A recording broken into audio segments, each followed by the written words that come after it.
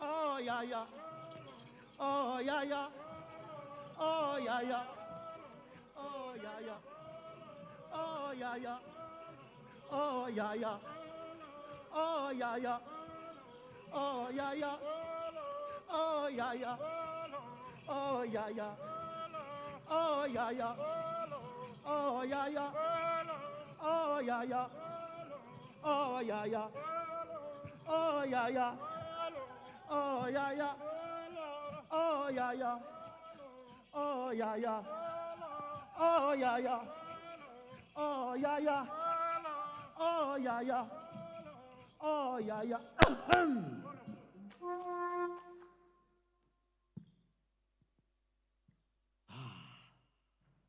The mountainous people of West and Northwest, grass-field people are wishing you a warmly welcome. Madame la directrice générale, ainsi que toutes les délégations des pays représentés, nous vous disons moto quoi.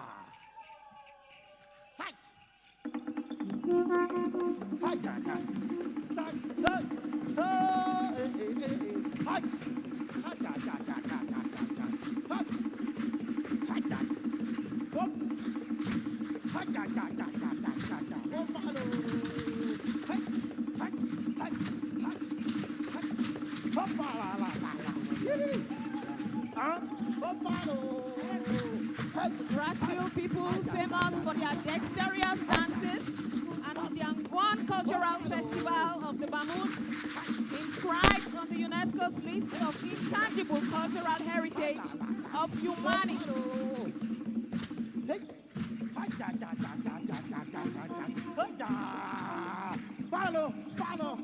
L'air culturel Grassfield et dans un instant, sous l'animation artistique de l'ambassade B, l'air culturel Sawa, ce sont les peuples de l'eau.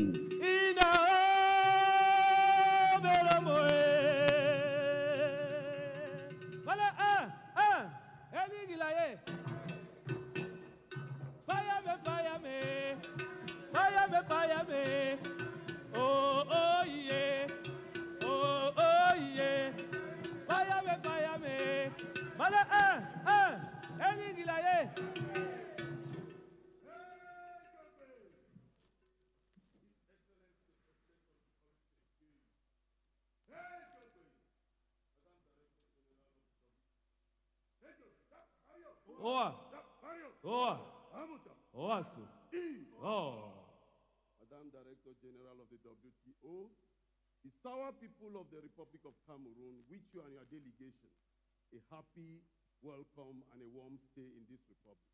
We represent the Delta people of the Republic of Cameroon, your area of origin.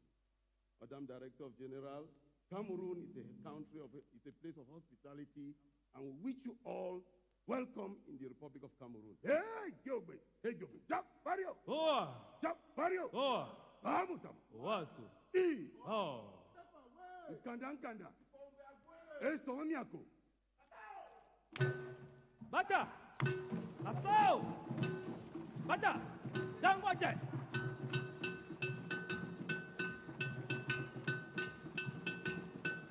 The Sawa people from the southwest, from the littoral regions, distinct for their profound and harmonious relationship with water. L'air culturel Sawa, avec leur fête traditionnelle de Ngondo, inscrit au patrimoine immatériel de l'UNESCO.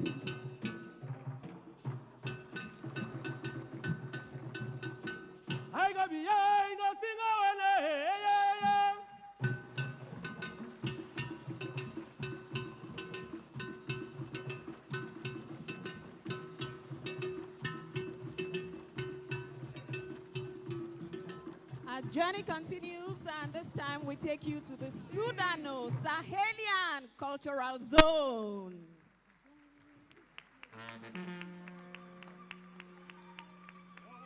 Bonne arrivée, Madame Godi. Akola, Wela, Barkanajua, Madame Godi. La confiance pour bien, bonne arrivée, maman. Bonne arrivée, Madame Godi. Bonne arrivée. La chef de l'État, la bonne arrivée, maman. Bonne arrivée au Cameroun. Bonne arrivée au Cameroun, maman. Bonne arrivée. Bonne arrivée.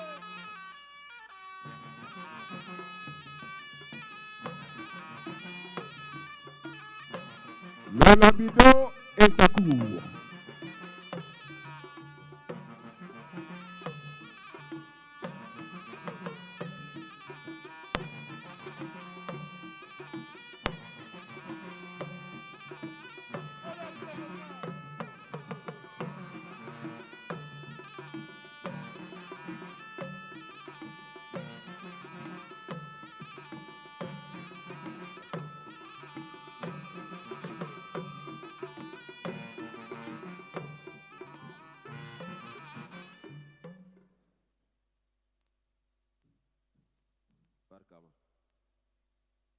On Japama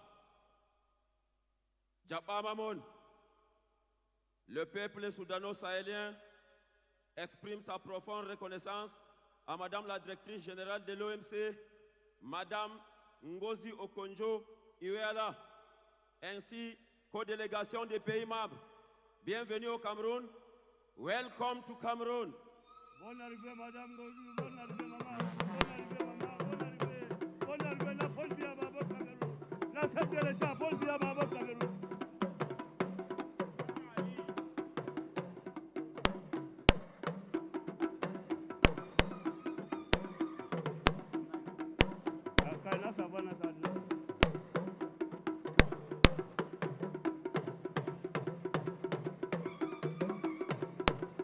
Dancers from the Sudano-Sahelian Cultural Zone, and the 4-meter-long trumpet you see is associated with royalty and power, and it is called the Kakaki. Avec la musique Kalangu.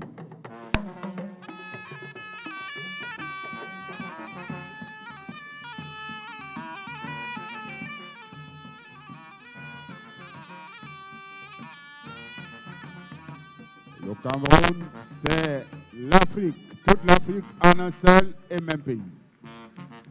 And hope you are enjoying Cameroon, the land of legendary hospitality. And now to all 166 member states of the WTO, Cameroon, through boards you'll see in a moment, representing different continents, now welcomes the different member countries, wishing them a most happy stay in our beautiful country. The parade of the continents. And we begin with l'Afrique. C'est par ordre alphabétique.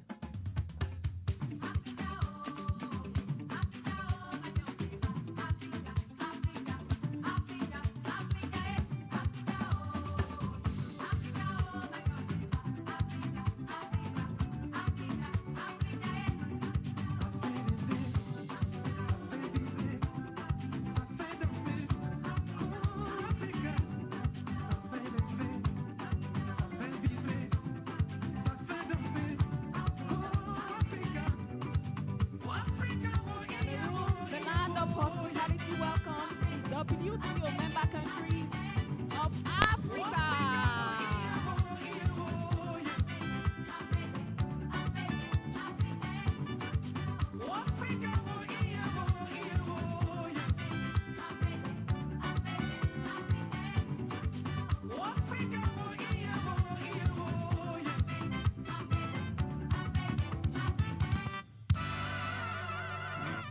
Le continent américain, dans un instant.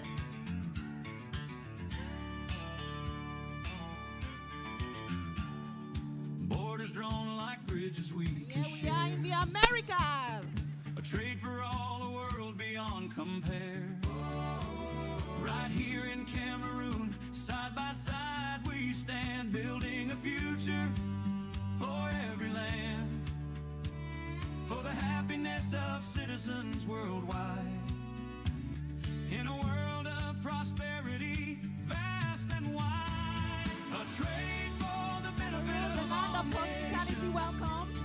WTO member countries of America. Let the price be called peace, let the game be released in a union of hearts and foundations.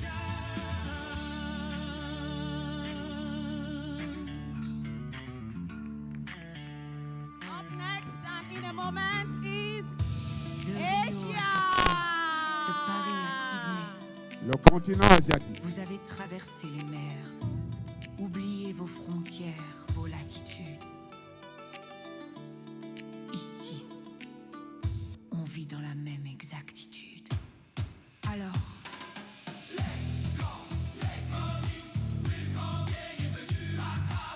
c'est le Cameroun qui vous dit merci. Entendez-vous le rythme, c'est le Bikoutsi qui vibre, l'ambassade qui nous prend, qui nous délivre, que vous veniez du nord ou du sud profond. All Notre member savoir vous countries enlace, of vous dit the vous êtes des lions. WTO from Asia. Bienvenue. Welcome. Écoutez le message qui traverse les airs, du souffle de l'armatan jusqu'à l'océan.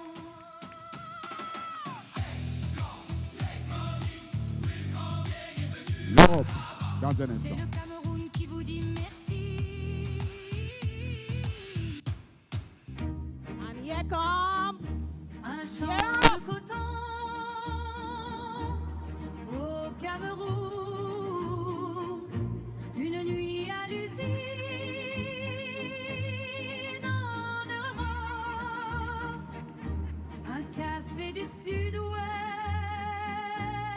Cameroun, sur ta table du nord de la all member states of the WTO from Europe. Combien Cameroon de says, have a pleasant sojourn. Welcome.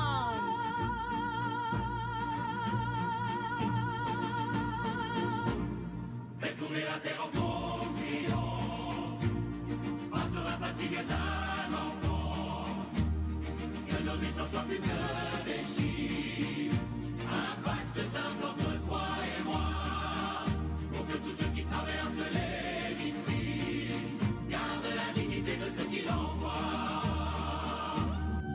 Up next, Oceania. Pour boucler la boucle des continents, l'Océanie.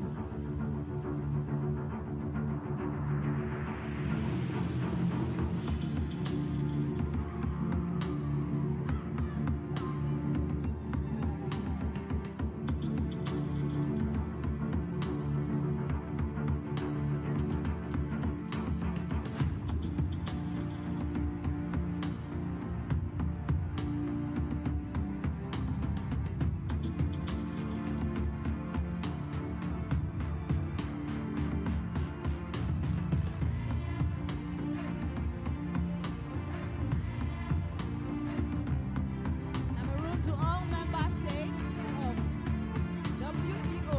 Member countries from Oceania. Cameroon says, bienvenido. Le Cameroun, terre d'hospitalité, dit aux délégués et à Madame la Directrice Générale, bienvenue au Cameroun. Ça, c'est le bouquet final.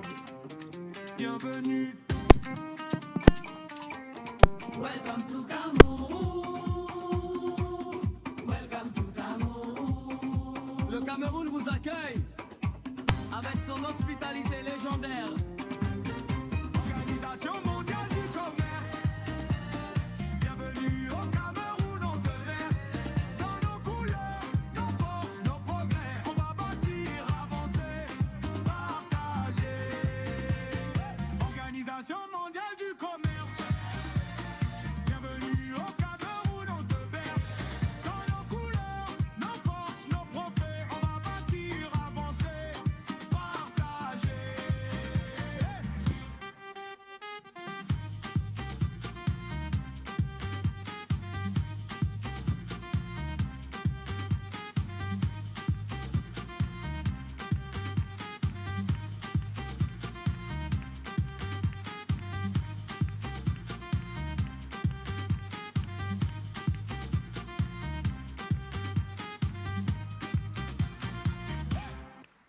Excellency, the representative of the President of the Republic, Madam Director General of the World Trade Organization, hope you were inspired and entertained.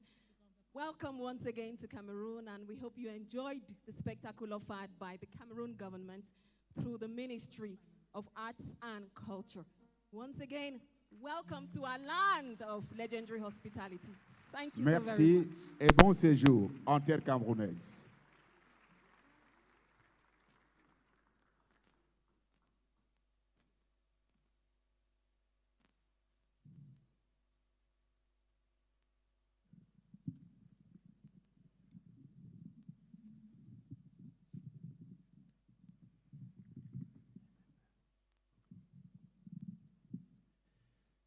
Nos chaleureuses félicitations aux artistes, nos remerciements émus à Monsieur le ministre des Arts et de la Culture de la République du Cameroun. Excellences, Mesdames et Messieurs,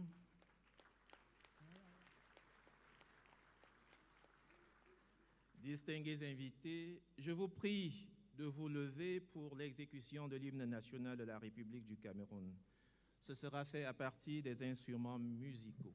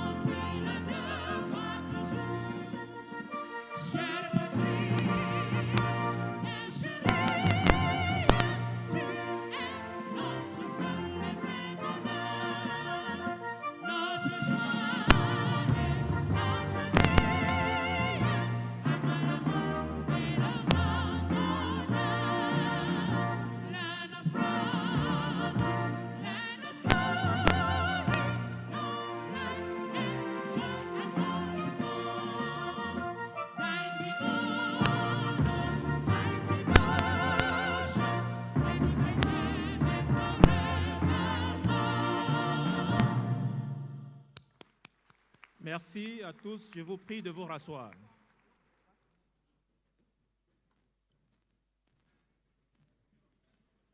Distingués invités, Mesdames et Messieurs, il m'est à la fois agréable et très honorable de prier Son Excellence l'ambassadeur Santiago Wills, secrétaire de la 14e conférence ministérielle de l'AMC, de bien vouloir prendre le relais pour la suite des travaux, ainsi que le veulent les usages de cet organisme. Monsieur l'ambassadeur.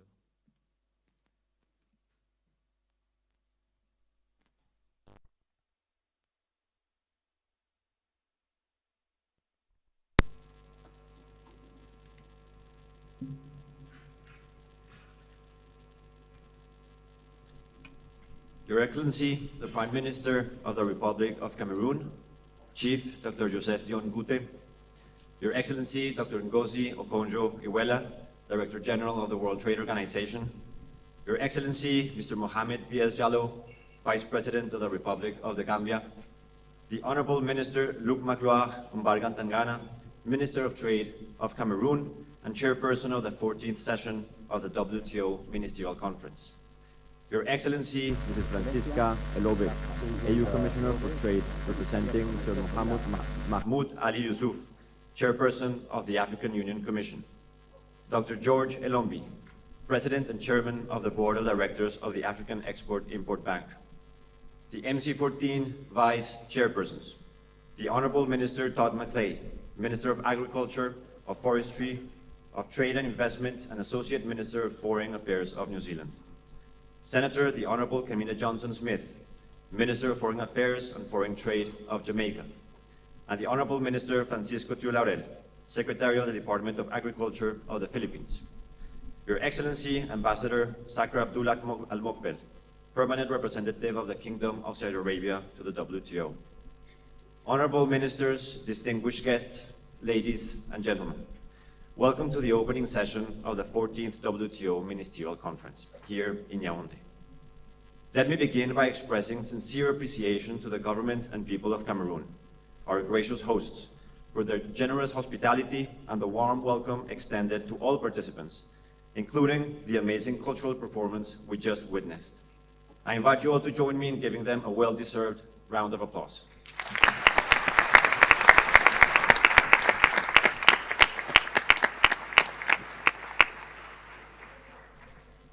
Excellencies, our opening session will comprise 3 segments, which I will briefly outline.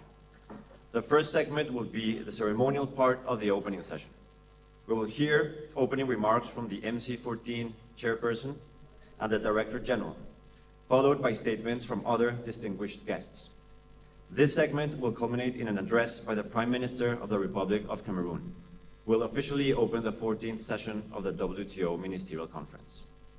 We will then proceed to the second segment, the formal part. The MC14 chairperson will call the meeting to order, after which the chairperson of the General Council will address the conference and formally transmit work from Geneva to the Ministerial Conference. The agenda for the conference will then be adopted.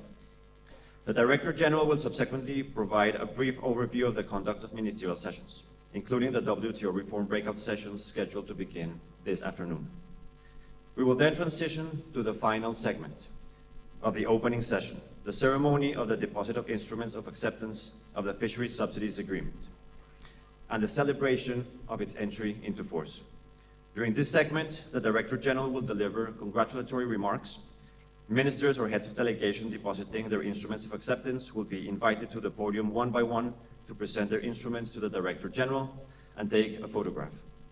Once all individual deposits have been completed, participants will be invited outside for a family photo, marking the conclusion of the opening session. This will be preceded by a group photograph of those who have deposited their instruments of acceptance. As you can see, we have a full and engaging morning ahead of us. We kindly request all participants to remain seated, place your mobile phones on silent mode, refrain from taking photographs during the session as possible, and make use of the headphones provided should you require interpretation. With these words, let us now turn to the first segment of the opening session. It is my great privilege to invite the Honorable Minister Luc Mbargantangana, Minister of Trade of Cameroon, and the chairperson of the 14th session of the WTO Ministerial Conference to provide his welcoming remarks. Mr. 14 Chair.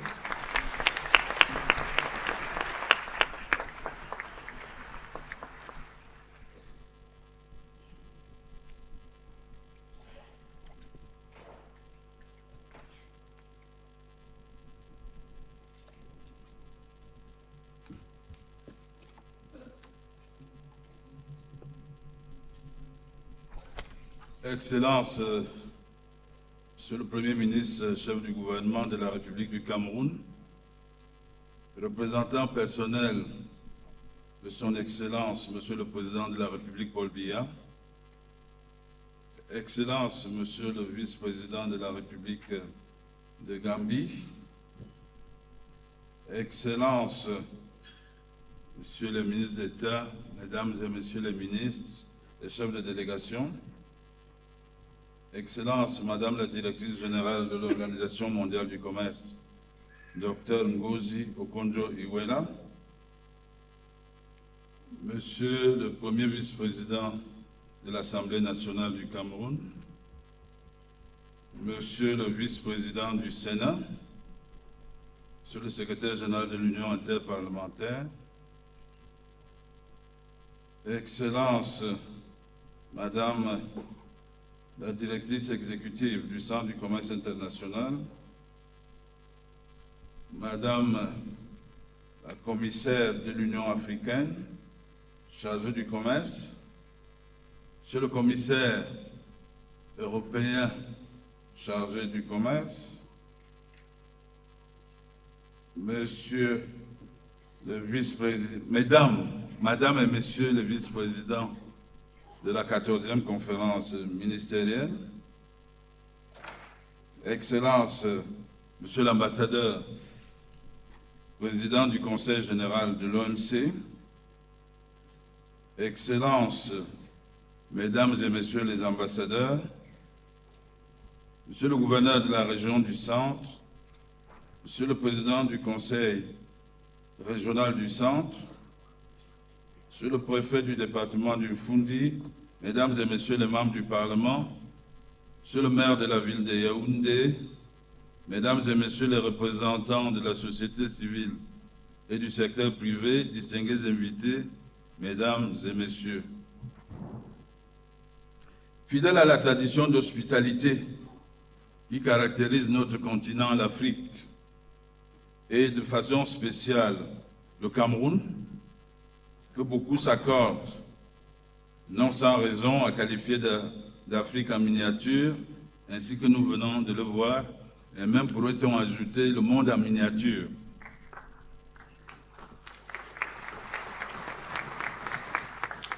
Je voudrais donc que, fidèle à cette tradition d'hospitalité, et en ma qualité de président de la 14e conférence ministérielle de l'OMC, souhaiter à chacun de vous une cordiale et chaleureuse bienvenue à Yaoundé, capitale du Cameroun et siège des institutions. Yaoundé, la ville lumière, qui vous accueille, le cœur débordant de joie et de fierté, et l'esprit serein et confiant, assuré de ce que les fruits tiendront la promesse des fleurs et que nos travaux se concluront par l'apparition d'une fumée blanche. Nous ne saurions bouder notre plaisir. Le Cameroun est en effet fier de vous accueillir, fier d'accueillir cette 14e conférence ministérielle de l'OMC, une conférence de tous les espoirs, mais aussi de tous les défis. Vous me permettez ensuite, Excellences, Mesdames et Messieurs, d'avoir un mot spécial de remerciement, de reconnaissance et de gratitude à l'endroit des personnalités ici présentes ou représentées. D'abord à celui de Monsieur le Président de la République, Son Excellence Paul Biya, qui n'a ménagé aucun effort ni sacrifice pour la tenue de ces assises et leur parfaite organisation. À l'adresse ensuite de Madame la Directrice Générale de l'OMC, Son Excellence Dr Ngozi Okonjo-Iweala, première femme et première africaine à occuper ce poste.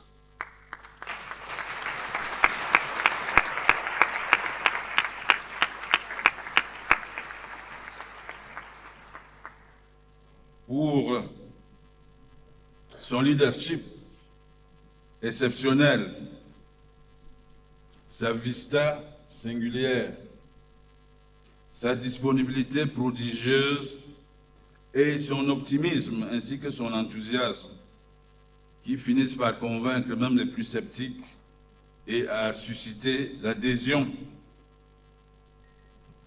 Mes remerciements vont aussi à l'endroit des pays membres qui, dans un bel élan et dans le droit fil de la règle du consensus, qui est l'identité même de l'OMC, ont décidé de façon unanime de confier l'organisation de cette conférence ministérielle au Cameroun, dérogeant ainsi au principe de rotation jusque-là en vigueur. Je n'oublie pas dans le même registre Son Excellence Monsieur l'ambassadeur Saker Abdullah,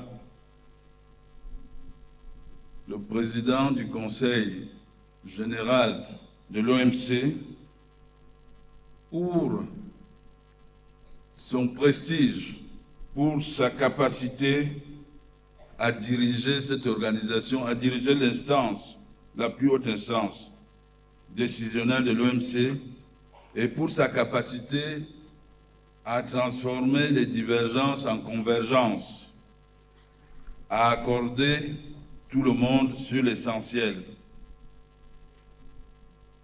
Merci à vous, Mesdames, Messieurs les ministres, chefs de délégation, venus si nombreux des 4 coins de la planète, honorer à la fois le Cameroun, pays d'accueil, et notre organisation commune. Merci à vous, Mesdames et Messieurs les ambassadeurs accrédités à Genève, pour votre précieux travail en amont, préparatoire aux négociations ministérielles. Comment ne pas reconnaître l'immense travail abattu, sans trêve ni repos, par le Comité national d'organisation de cette conférence, sous la coordination active de son Excellence, Monsieur le Premier ministre, chef du gouvernement, et l'encadrement des ministres sectoriels qui ont mis les petits plats dans les grands pour que tout ceci ait lieu et que nos travaux puissent se dérouler dans des conditions optimales. Excellences, Mesdames et Messieurs, distingués délégués, Yaoundé qui vous accueille porte le nom flatteur de la ville aux 7 collines.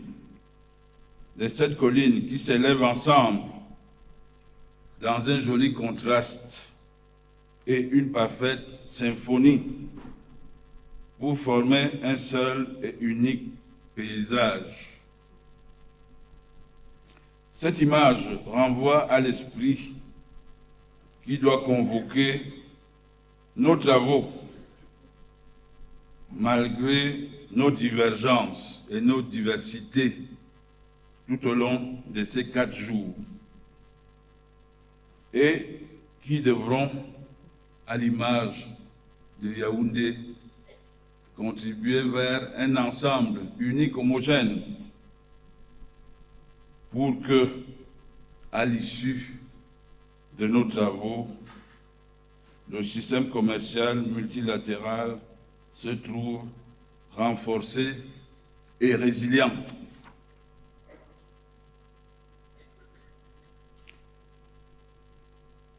Le commerce, faut-il le rappeler, est au cœur de l'objectif premier de notre organisation: favoriser et soutenir le développement. Mais, pour que ce potentiel soit pleinement réalisé, le commerce doit être correctement géré, c'est-à-dire équitable, ouvert et inclusif. Et c'est précisément ce que représente l'OMC. Depuis 3 décennies, l'OMC a servi de pierre angulaire et a permis de construire la stabilité, la prévisibilité et la transparence dans le commerce international. L'OMC a contribué à améliorer les niveaux de vie, à élargir les opportunités économiques et à intégrer les économies dans un système mondial partagé. Mais à mesure que le monde évolue, notre organisation doit également évoluer. Les défis auxquels nous sommes confrontés aujourd'hui, qu'il s'agisse de la fragmentation économique, des pressions en matière de développement ou des dynamiques commerciales changeantes, nécessitent une OMC plus agile et plus tournée vers l'avenir.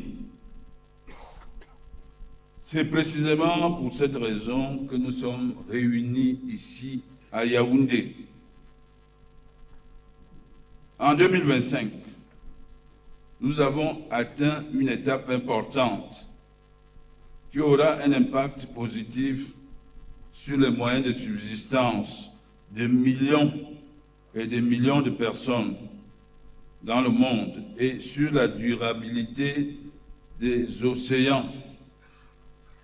Il s'agit de l'accord de l'OMC sur les subventions à la pêche, conclu lors de la 12e conférence ministérielle en 2022, qui est désormais entrée en vigueur. Et nous aurons l'occasion de célébrer ce matin cet heureux accomplissement. Excellences, Mesdames et Messieurs, distingués délégués, une de nos tâches principales lors de cette conférence est de faire avancer un programme de réforme visant à renforcer la pertinence de l'institution et sa capacité à répondre à une économie mondiale en rapide mutation. Nos représentants à Genève ont travaillé assidûment pendant plusieurs mois pour engager des discussions soutenues sur la réforme de l'OMC. Il nous revient maintenant, au niveau ministériel, de fournir les orientations politiques nécessaires pour faire avancer ce processus. La réforme doit aboutir à une OMC plus forte et plus efficace. Une OMC capable de répondre aux défis d'aujourd'hui et de restaurer la confiance dans le système commercial multilatéral. Nous avons, Excellences, Messieurs les ministres, devant nous un programme qui reflète à la fois l'urgence et l'ambition. Au-delà de la réforme de l'OMC, ce programme de travail couvre une variété de questions d'une grande importance pour tous les membres. Le développement, j'en ai parlé, l'agriculture, bien entendu, le règlement des différends, naturellement, et aussi le commerce électronique. Ces sujets seront au cœur des sessions ministérielles dédiées lors de notre conférence.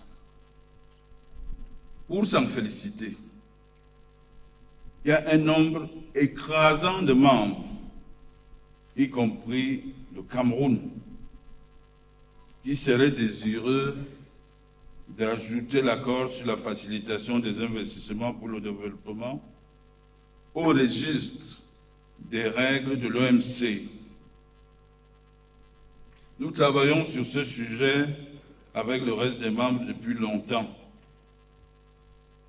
J'espère que les préoccupations restantes pourront être traitées de manière significative au cours de ces 3-4 jours que dureront nos travaux et que nous pourrons donc également, comme l'accord sur les subventions à la pêche, que nous pourrons célébrer ici à Yaoundé l'accord incorporant l'accord sur la facilitation des investissements pour le développement. C'est un défi, Excellences, Mesdames, Messieurs les ministres, que nous nous lançons et qui est, me semble-t-il, à notre portée.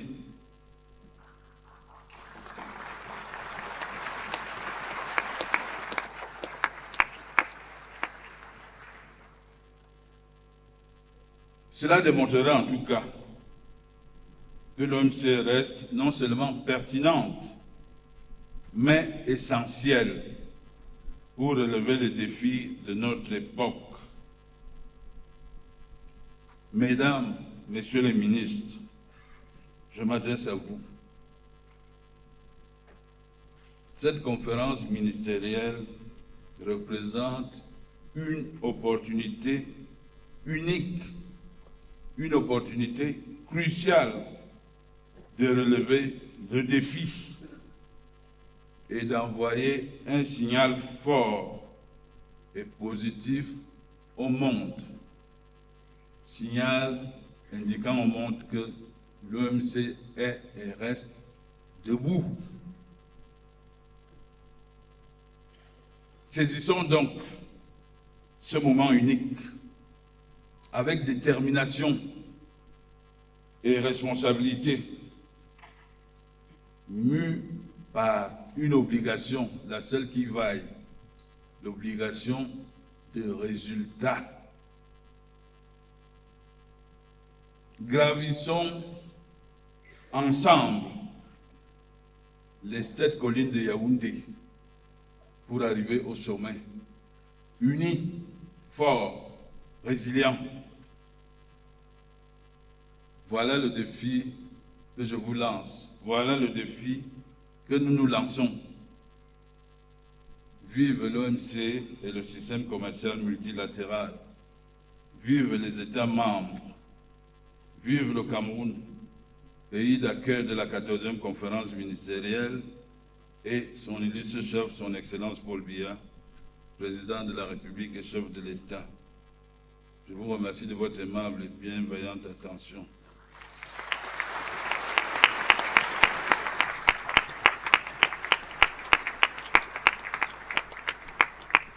God bless each of you. God bless our conference. Yes, you will succeed because we can. Thank you.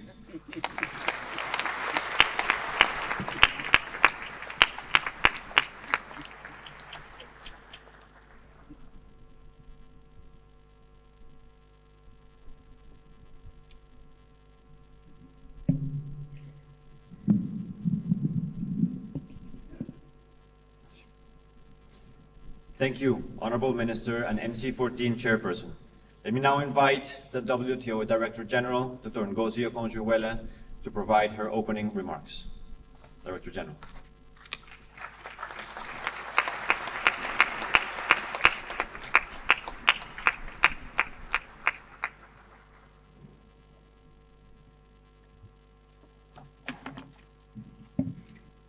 Thank you, Santiago.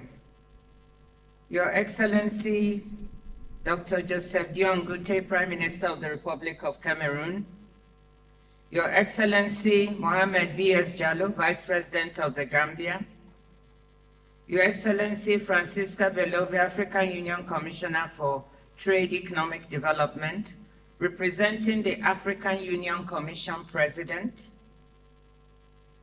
14th Ministerial Conference Chair, Your Excellency Luke Magloire Mbaga Tagana, Minister of Commerce of the Republic of Cameroon, Your Excellency Dr. George Elumbi, President of Afrexim Bank, MC14 Vice Chairs and Minister Facilitators, General Council Chair, Excellency Ambassador Saka Al-Mokbil of the Kingdom of Saudi Arabia, Excellencies, members of the Cameroonian Parliament, thank you for joining us.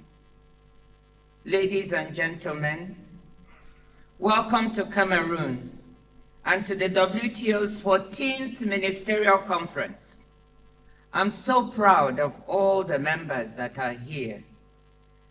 And I know how difficult it's been for some of you to get here during these challenging times. But you took the effort. Some of you have flown 40-something hours just to be here. I can't tell you how proud I am of this organization and of the effort you've made to be here in Cameroon. Thank you again for coming. I also want to welcome some of our special guests. I don't know if I have them all, but we have the Executive Director of the ITC, Pamela Cook-Hamilton. We have the Secretary General of the International Chamber of Commerce, John Denton, Secretary General of the Interparliamentary Union, Martin Shungong, President and CEO of Corporate Council on Africa, Floriza Olisa, the Chair of the Liquidity and Sustainability Facility, Dr. Vera Songwe, the Acting Chair of UNCTAD, the Acting Secretary General of UNCTAD, Pedro Moreno, I believe he's here. Thank you all for coming. I may have missed some, but we're very happy to have you all. It feels appropriate that at a moment when the world is in turmoil, with conflict in the Middle East, Sudan, Ukraine, and elsewhere, at this time of great disruption and uncertainty, we have gathered in Africa to discuss the road ahead for the global trading system. Africa is the continent of the future, a continent of hope, with a large and increasingly integrated regional market of 1.4 billion people, a young and growing workforce, a middle class on track to include 844 million people by 2050, 60% of the world's solar energy potential, 60% of its uncultivated arable land, 30% of its known mineral reserves, including rare earths. Cameroon, with its fertile land and abundant resources, is a microcosm of the continent, as we've heard. Like other countries, it's not without its problems, but we're full of hope for its dynamic and entrepreneurial people.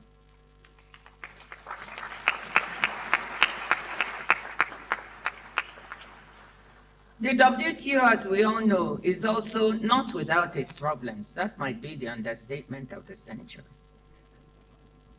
But that's why we're all here. But the WTO also offers avenues for members to achieve greater economic dynamism and prosperity, anchored in renewed cooperation and trust. I'm full of hope for what we can achieve here for the WTO of the future. To use this unique opportunity to lay the foundations for a reformed and reinvigorated institution. Let me thank the government and people of Cameroon, of the Republic of Cameroon, for the cooperation extended to the WTO Secretariat over the months leading up to this meeting. Excellency Prime Minister Dion Joseph Ngute, Minister Luc Magloire Mbaga Tagana, the Interministerial Committee, and Cameroon's teams in Yaoundé and Geneva have been working hard to make MC14 a success, both operationally and in terms of substance. Let me thank also the Cameroon's permanent representative in Geneva, Ambassador Solomon Earth, for his dedication and hard work.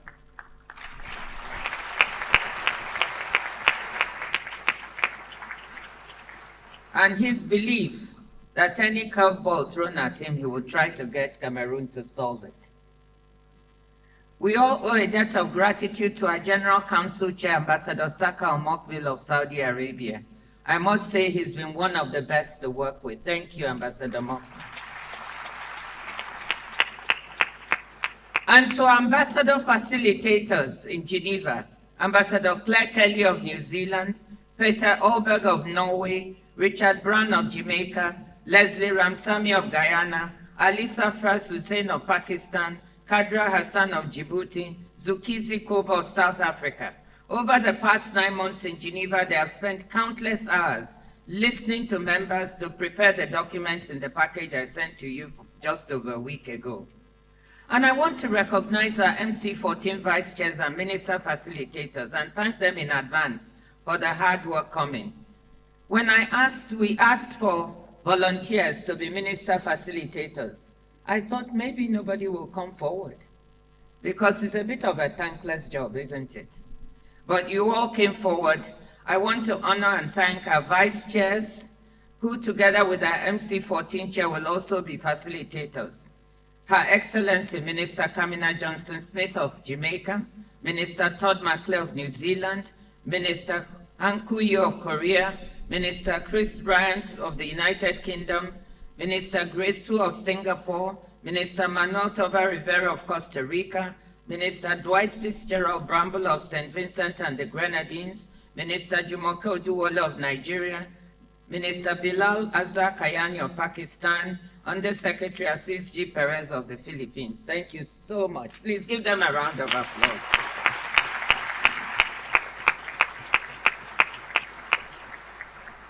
Please bear with me because I'm going to be doing these things. I want to recognize the staff of the WTO Secretariat. They have been amazing. Both here those who are here with us in Yaoundé, and those who are at headquarters, I hope you hear me. Thank you so much. And my DDGs who are all here, they are here at the podium. Please stand up, DDGs. I want them to know you and to recognize you. DJ Northwest, Joanna Hill, DDG Zhang, and our DDG from Europe. Also, all four of them are here. Jean-Marie, please recognize them and give them another round of applause.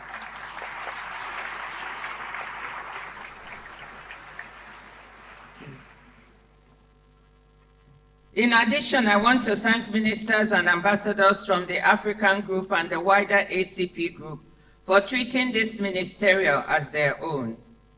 The pragmatism and openness to compromise they have shown in recent months will, I hope, be repeated here in Yaoundé and help us deliver meaningful results. There are other stakeholders here in Yaoundé, even if they are not in this room. The business community has been a vigorous and enthusiastic voice in the WTO reform debate. I know the ICC and business groups from Africa, Japan, United States, Europe, and elsewhere are here in Yaoundé. Parliamentarians are also here and have been very supportive. Civil society groups have shared their views, positive and negative.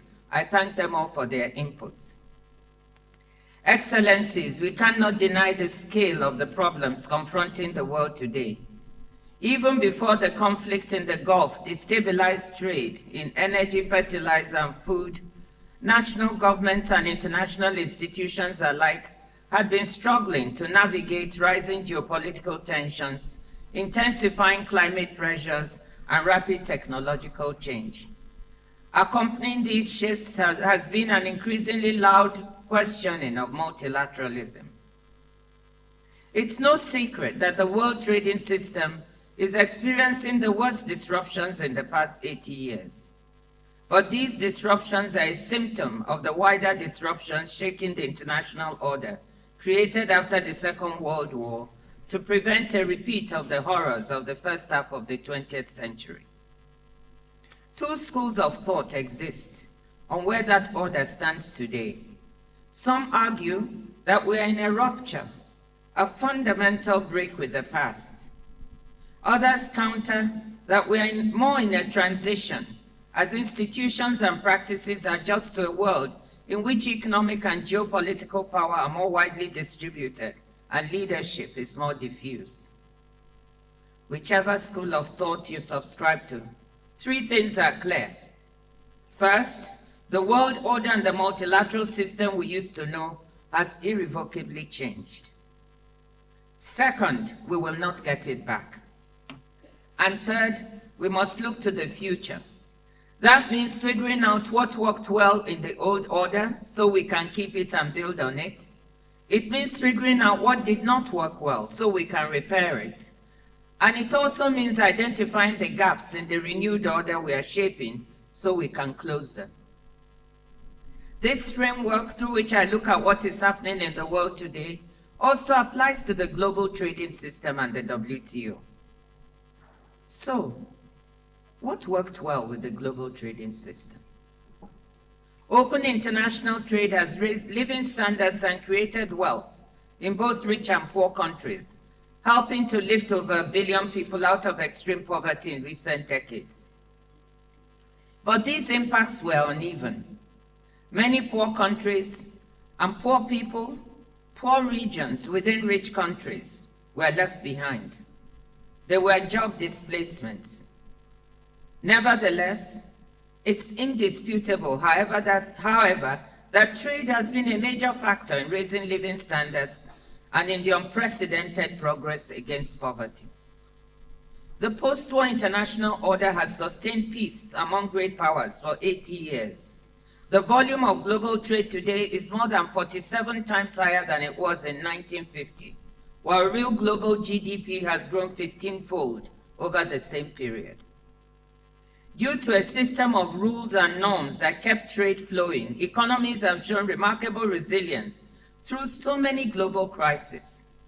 More recently, the global financial and food crisis of 2008 to 2010 and the COVID-19 pandemic. Now we are seeing resilience in the face of disruptions and crises as we speak. Our new trade outlook shows that last year, global goods trade grew by 4.6% in volume terms. Yes, tariffs and uncertainty had a dampening effect, but these were offset by import front-loading, the AI investment boom, and favorable macroeconomic conditions. The huge increase in trade in AI-related products like semiconductors and processors accounted for 42% of global trade growth last year. I want to note here that most of these goods were exempt from new tariffs, and that the bulk of global trade in just about everything that goes into a data center faces low or zero tariffs under the WTO's plurilateral Information Technology Agreement, to which 84 of you are participants. Services trade was another bright spot last year, growing at 5.3% in volume terms. For 2026, our economists are forecasting slower 1.9% growth for goods trade, with the impact of front-loading gone, previously postponed tariffs kicking in and reflecting geopolitics, energy prices, and policy uncertainty. Prolonged high oil prices resulting from the Middle East conflict could lower this forecast of 1.9% to 1.4% by 0.5 percentage points. Services trade is set to grow by 4.8%, though this too could fall to 4.1% if travel and transport gets dragged down by the Middle East conflict. But there are also upside scenarios, such as if demand for AI-related products remains strong. An important factor in trade's resilience is that most economies have chosen to keep trading amongst each other on normal WTO terms that assure predictability, stability, and a good dose of openness. The share of global goods trade that is conducted on MFN tariff terms has moved up and down in recent months. It's been a bit volatile. But our latest analysis shows that it still remains around 72%, nearly 3/4 of global goods trade is still trading on WTO terms. WTO rules are providing global trade with a stable core, however much uncertainty is swirling around it. And the WTO's benefits go well beyond tariffs. Members use WTO committees to address policy concerns and nip trade irritants in the bud.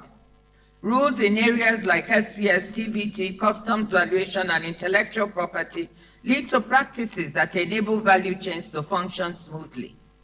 These rules provide, if you will, the shared software for trade transactions. Without them, there would be delays, uncertainty, and higher costs at borders. With them, companies, consumers, and countries benefit every day. This is a good slice of the WTO's value proposition.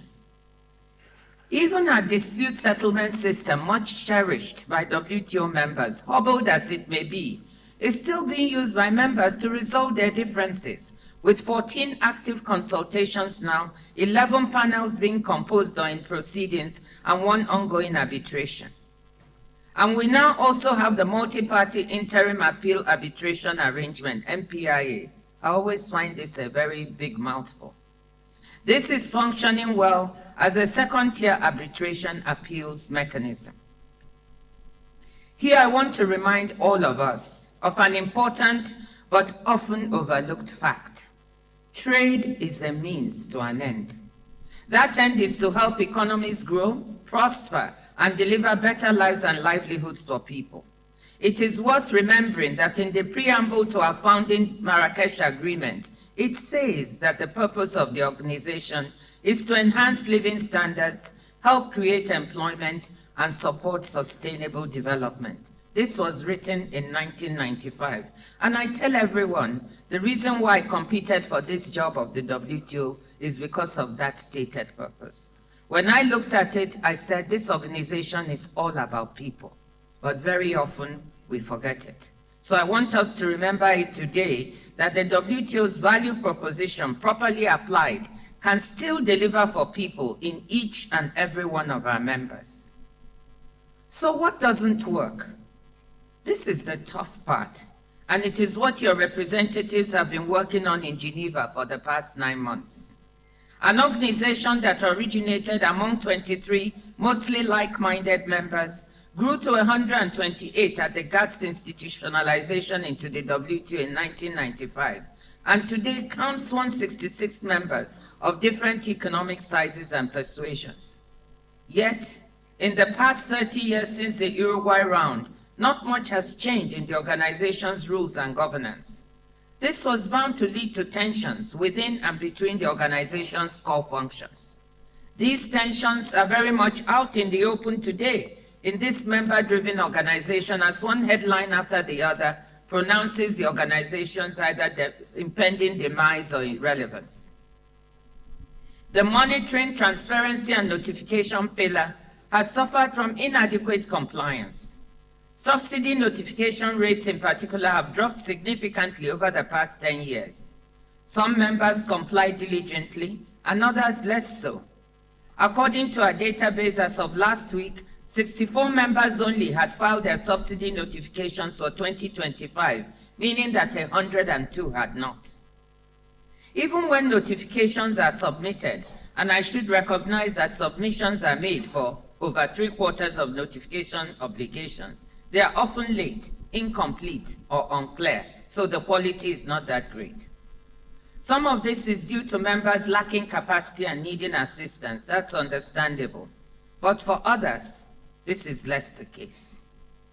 Such shortcomings undermine market predictability and confidence in the multilateral trading system. Lack of transparency leads to lack of trust, and that breeds suspicions of unfairness and anti-competitive behavior, perceptions that changes in market share are due to an unlevel playing field, not to relative competitiveness. Some of our members, rightly or wrongly, have cited lack of fairness as a serious systemic issue for them. Meanwhile, our negotiating function has delivered only a handful of outcomes in the past 30 years, in part because some members feel that decisions from previous negotiations have not been implemented as expected. In their view, the balance in some negotiated agreements is tilted against their interests and needs to be corrected before members can move forward to make new rules. All of this has bred a vicious circle in which mistrust in our negotiating function compounds frustration with our inability to make new rules. The lack of trust also filtered into our dispute settlement system, to the extent where its rulings were questioned and its functioning partially blocked and undermined. Some of these issues have been captured in the reform work done by ambassadors in Geneva this past 9 months, under the leadership of the General Council Chair and the Reform Facilitator, with the Chair of the Dispute Settlement Body leading efforts on dispute settlement reform. Several members and groups have also contributed thoughtful pieces on reform that merit attention. Excellencies, it's time to tackle the problems that beset the organization and detract from its performance. Only your political will, ministers, and your political push can help unblock pathways to delivering solutions. That is why a central part of your work here is to confront these challenges, to discuss the very foundational principles on which the WTO was built, to make sure they still hold, and to move from there to consider, at the minimum, a first phase of reforms. Excellencies, we cannot forever complain and then miss the opportunity to fix the problems. Areas for you to consider include the governance, how we make decisions and address past mandates, development issues and whether the WTO is adequately delivering for its poorer members, especially the LDCs, and level playing field issues, whether and to what extent the fairness in the system has been eroded and what can be done about it. Excellencies, there is one important issue to note. No one is calling into question the treaty-embedded rights of consensus decision-making or special and differential treatment. The key question is how we practice these principles and implement these rights, and whether we have been doing so in ways that has made the organization less able to deliver benefits to its members. Dear ministers, colleagues, we do not expect you to provide solutions to these problems here, nor is the door closed to putting additional challenges on the table. Your thoughts, ideas, and proposals are welcome.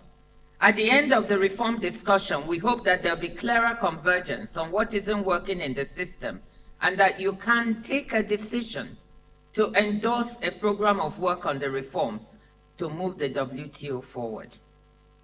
The WTO cannot solve every challenge. It cannot even solve every trade-related challenge. WTO cannot solve the problem of global imbalances, which may be due sometimes to domestic macroeconomic and social policies. But this ministerial conference can make a difference because there are challenges that the WTO can solve. Now, having looked at what works and what doesn't, let me come back to the last part of my framework, gaps and opportunities for the future. You have to admit that even if we manage to fix what does not work in the system, the world is changing fast. New technologies like AI and quantum computing are having a major impact on how we produce and trade. Services trade is growing much faster than goods trade and provides great opportunities for many of our members. Yet we don't spend much time looking at these opportunities. Just as an example, consider trade in digitally delivered services. That is financial, business, entertainment, IT, education, and even health services delivered via the computer networks. This type of trade has been growing fast at 6% per annum, and last year was worth $5.26 trillion, about 15% of total world trade. Digitally delivered services trade can overcome the tyranny of distance and time, helping even poor, small, and vulnerable economies to trade more, provided they invest in the necessary digital and regulatory infrastructure. The question for us is this: do we have the rules and approaches that can help the world power this trade? And the answer is yes, we do. In this regard, all of you will have an important task here, to support the minister from Jamaica to come to a workable solution on the extension of the e-commerce moratorium and work program. We also know that a significant subset of members are working on a broader plurilateral e-commerce agreement. In a fast-paced world, one of the issues you'll need to grapple with is how the WTO can respond in a more agile fashion to new challenges and opportunities through coalitions of willing members in plurilateral agreements. Excellencies, in addition to the areas I already mentioned, you'll have a chance to discuss an area that is so important to all of us, agriculture and food security, crucial to all our members. Yet over the past 25 years, we have made only very modest progress in agriculture negotiations. We have no agreed text here for you to negotiate, but we do have a draft document that asks for your political will and collective effort to finally break the impasse. You have a chance to give clear directives on the way forward to deliver negotiated solutions on agricultural trade post MC14 and for delivery at MC15. Impasses can be broken where there's cooperation and again political will. You demonstrated this and showed that multilateral negotiations can still deliver when you concluded the agreement on fishery subsidy at MC12, my very first MC, after more than 20 years of on-again, off-again negotiations. The AFS, as we've all heard, now entered into force with ratification by 116 of you. We hope to celebrate more acceptances in the opening session. But back in 2022, we also embarked on the second phase of this agreement, seeking additional disciplines on overcapacity and overfishing. We were almost there, but then we got stuck again. You have a chance during the session on fisheries to lend your support to a way forward to complete these negotiations post MC14. Development is a cross-cutting issue at the heart of most of our work. For me, development is not just about special privileges or rights, important as they are. It's about what our investment and growth will be like in all our countries, but especially in our poorest members and particularly the least developed countries. Having debated some of these issues in the context of WTO reform, you will have a chance to take some important decisions to support LDC's further integration into the multilateral trading system. In addition, you will discuss other key areas that could help drive more trade growth and job creation, In that context, one important avenue for growth is encouraging investment. 128 members of the WTO have come together to negotiate an agreement on investment facilitation for development. 91 of them are developing countries, of which 27 are LDCs. You will have a chance to consider their request for incorporation of this agreement into the WTO rulebook alongside existing plurilaterals. And I've had a message from His Excellency Dr. Ömer Bolat, Minister of Trade of Turkey, who told me earlier today that because he received word he'll have to leave tonight, he would like to say a word on the Investment Facilitation and Development Agreement. Your Excellency, Minister of Trade for Turkey, are you here? I am here, yes. Yes, please. Please let us have your word. Thank you very much. Honorable Prime Minister of Cameroon, distinguished ministers, Madam Director General of WTO, and respected delegates. I would like to start by thanking and congratulating the government of Cameroon for hosting the WTO's 14th Ministerial Conference in Yaoundé and extending such a warm welcome to us. I also extend our sincere thanks to Honorable Director General and Secretariat for the huge work. It is a historic moment for the WTO to return to Africa 30 years after its founding at the Marrakesh Conference in Morocco, especially in today's fragmented and geopolitically tense trading environment. The WTO is not just about trade rules, it is about securing fair access and maintaining certainty in the global economic order. Distinguished ministers, in this special session, I have taken the floor only to express Turkey's views on the Investment Facilitation for Development Agreement. We believe that the future of global economy will depend not only on trade in goods alone, but also on the quality and location of investments. Investments will be key and more critical for global growth and prosperity. We are fully aware that many developing countries, particularly African countries, attach great importance to this agreement on IFT. Turkey is one of the biggest trading partners and investors in Africa and a true ally of the continent. Therefore, Turkey, while maintaining its concerns and reservations, will not impede the incorporation of the agreement into the WTO.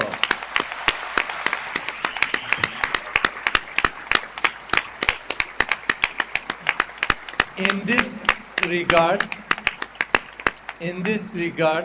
in order to bolster the WTO and for the sake of the development needs of the member countries, I declare that Turkey hereby lifts its objection to the current decision on incorporation of investment facilitation for development. Thank you.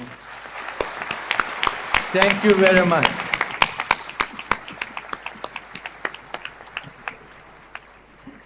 Excellency Minister Bola, thank you. I knew it was a bit unusual, and I can tell you that I wasn't quite sure what he was going to say. I was very hopeful that it would be positive. I know it's highly unusual. I had moments when I said, what if he announces something different? And when he started his speech with all the congratulations to Cameroon and so on, my heart was beating. So you probably saved my job today. Huh? I said. Thank you, Your Excellency. We are very, very proud.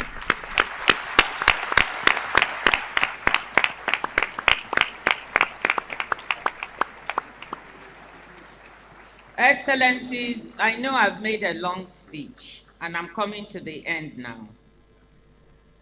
I just want to recall one more value of the WTO. In spite of all the challenges we face, there are 22 economies seeking to become WTO members. Some of you have been at it for decades, those seeking accession, whilst others are more recent. We've also had a new application from the Faroe Islands that hasn't yet been processed through the General Council, but I wanted to mention it. The WTO accession process is arduous, and I would like to thank and recognize all acceding members for their patience and hard work. I want to recognize two economies that have been working hard to make it this year, Uzbekistan and Ethiopia. And I know the Ethiopian delegation is here. Please stand up for recognition if you're here. Okay. Okay. Uzbekistan and Ethiopia are working very hard, and we are very hopeful that they will make it this year. I also want to thank and recognize their chairs, Korea and UK, for their absolute dedication. Excellencies, ladies and gentlemen, let me conclude. We have a work-filled and difficult 4 days ahead of us. It is now really up to you, members, to decide how you want the organization to continue. On my side, I shared with you that I'm full of hope. Hope that collaboration and cooperation will be the order of the day. Hope that we shall see all the bigger strategic issues at stake for our organization and the people we are here to serve solved, and that we shall deliver tangible results. Hope that we will have the courage, in Kwame Nkrumah's famous phrase, to, quote, face forward. It feels strange to also quote US President William McKinley, remembered for his enthusiastic protectionism. Yet, in his final speech in 1901, he marveled at a world newly connected by steamships, railroads, and the telegraph, and concluded, and I quote, "God and man have linked nations together. No nation can any longer be indifferent to any other. Isolation is no longer possible or desirable." He called for a pivot to friendly trade relations, mutually beneficial exchange, and the arbitration of international disputes. Excellencies, let us work together here to solve problems. Let us, in Nelson Mandela's word, do what is in our hands to, quote, make a difference, make a better world for all who live in it. Thank you, and many, many thanks for listening. I wish all of us well.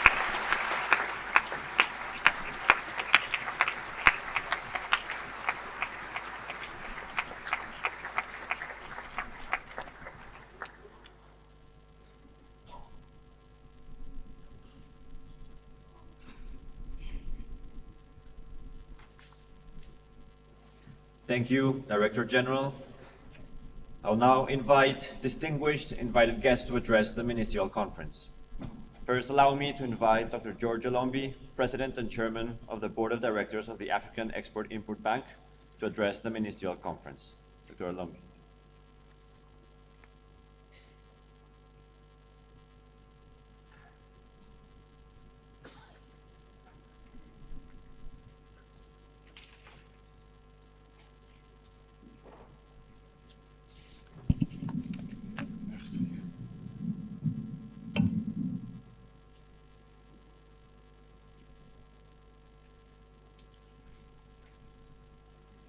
Mr. Chair,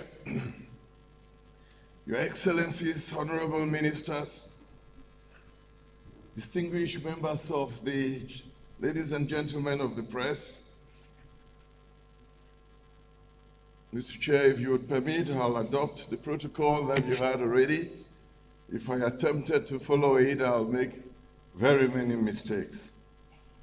We're grateful to you, our dear sister, Dr. Okonjo-Iweala, for bringing this meeting of global trade policy makers to my own home, to Cameroon.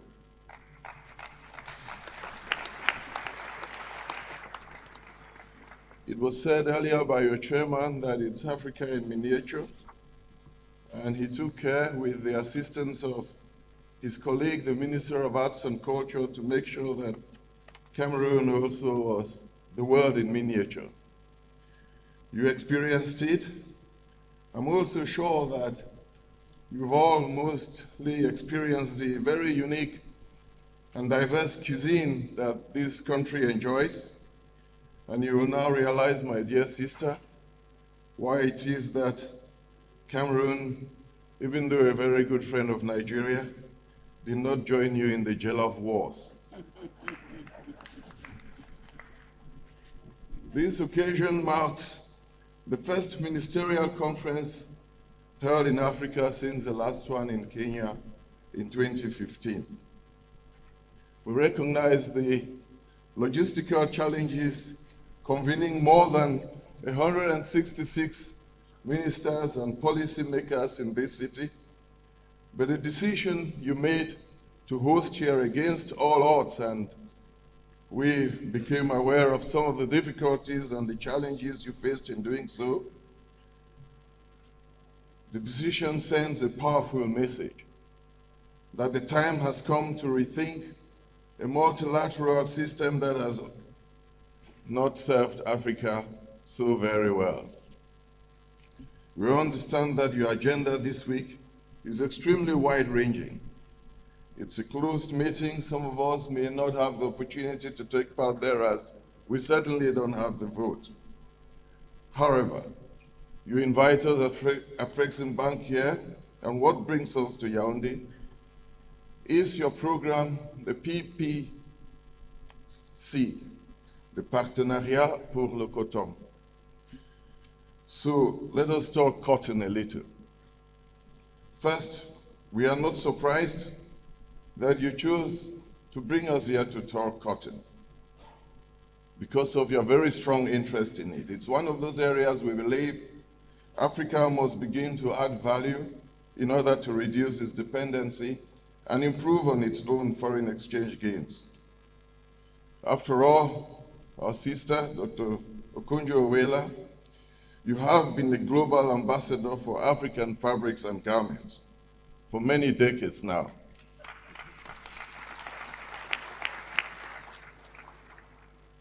We have no doubt that you hold the exclusive trademark for publicizing African fabrics, even if, as the head of the WTO, you have not yet patented it. In Frexim Bank, we would like you to achieve this patent, but in a very different way. We would like to do so through the processing in the African continent of Africa's own cotton sector, not just for domestic consumption, but by building a globally competitive textile and garment industry on this same continent, which is responsible for so much of that production. We have already demonstrated in Frexim Bank.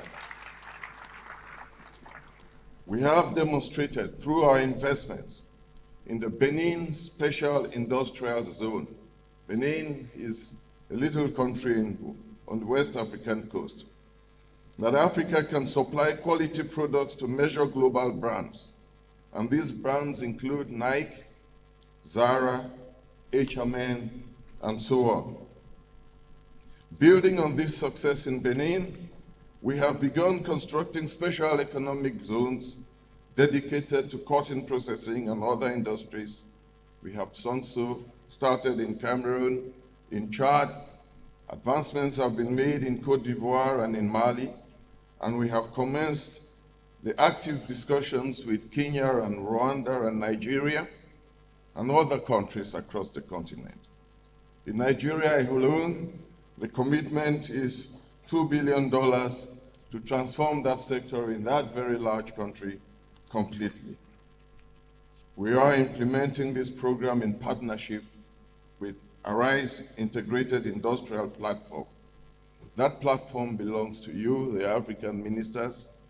The Frexim Bank has, on your behalf, invested heavily in that platform and currently controls over 35% of its ownership. And we have done so with the African Finance Corporation. As funding partners, the Frexim Bank and the AFC together and separately have provided significant debt and equity financing to support the work of ARISE in delivering these critical industrial developments.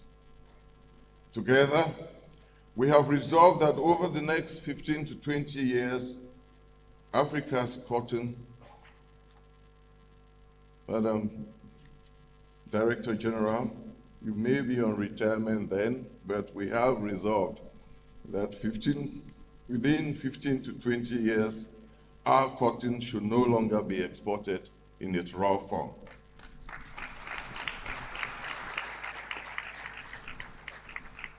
It will be exported as fabrics and garments. By 2030, we should have created 500,000 jobs and generated 10 billion in import substitution from the African cotton sector. What is particularly noteworthy is the ecosystem. That's where we think there is need for some concentration. The ecosystem surrounding the cotton value chain. Every time we engage potential investors, we are told that they cannot invest because there is no energy, and there is no water, there are no roads, and no supporting infrastructure. In response, Afreximbank has resolved with its partners that within the special economic zones we create here and there, in Dubamba, in Cameroon, in Cork, in Gabon, in Benin, we've resolved that we will provide the necessary energy infrastructure. Where the gas is required, we will install the pipelines. And where connecting roads and transport infrastructure are needed, we will work with governments to develop them.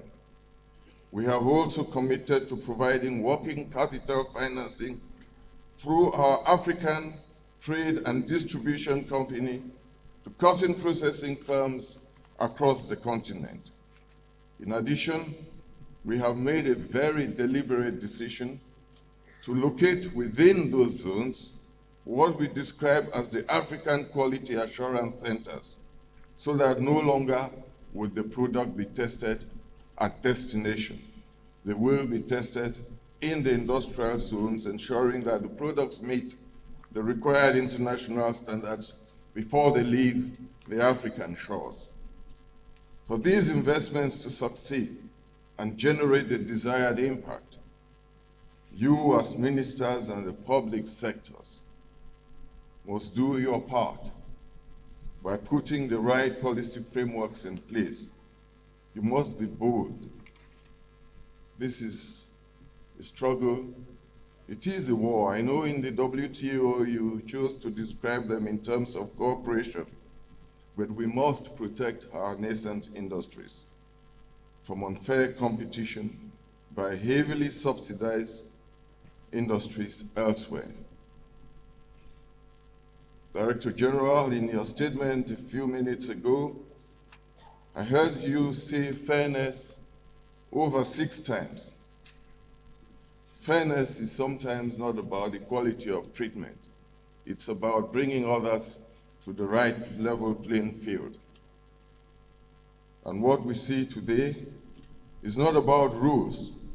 Rules work for those with the economic, financial, and military muscle to impose their ways.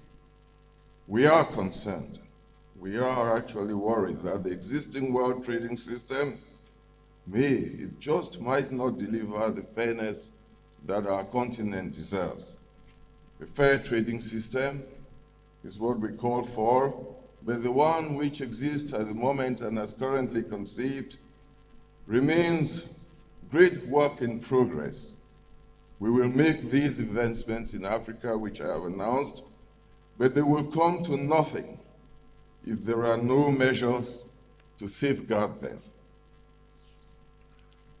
Please consider that Africa spends about, in our own estimations at Afreximbank, $48 billion annually. The figures get batted around. In some cases, it's stated as $45 billion, in others 55, but We think 45 or 55 or 60 is neither here nor there, but we spend about that figure annually importing cotton products. Unless African ministers of trade and governments act boldly, extremely boldly and fearlessly, our continent will not reclaim even a quarter of this $50 billion. So we need conscious and very deliberate action from our civil servants. They must not become instruments of obstruction. Civil servants must be made to facilitate, not frustrate development. There is no justification for goods to remain in the seaports on entry or on exit for too long, nor should it take 6 months to grant the construction permit of an industrial zone. We think that the civil service must take its own responsibility. We know things can work.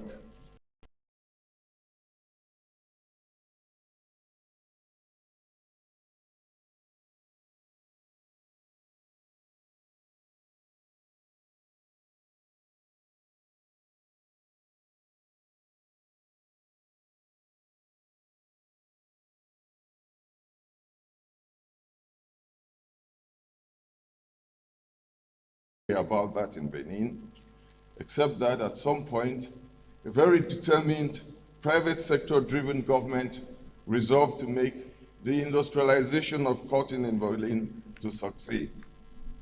With the support of Africa24 and a rice integrated industrial platform, this vision in Benin, the vision of the government of the Benin and the shared determination of the government itself, turned into life what has now become a changing reality. And what is this reality today in Benin? It once produced 40,000 tons of cotton, which generated about $40 million annually in export revenues, as raw cotton sold at between $1 and $1.50 per kilogram. Today, the evidence we have from the investment we have made in the Benin Special Industrial Zone shows that 1 kilogram of cotton produces perhaps 4 T-shirts, each retailing for $4 to $5. As a result, the same 40,000 tons of cotton in Benin, that's 40 million kilograms, now generate for that country about $800 million. Now you can see the stark difference. The gap between 40 million and 800 million, and we have the statistics because we are in the zone, is clearly demonstrates that all we need is the determination of the government and the will, the passion of the civil servants. This striking transformation reflects the power of value addition, an opportunity that has largely eluded Africa for nearly a century. I must emphasize, Deputy Director, I may have to steal your water, but I'll keep your glass.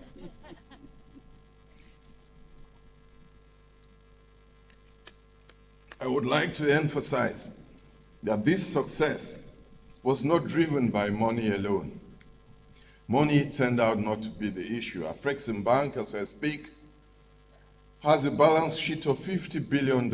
We hope to end this year, 2026, somewhere around $56 billion. So there is money.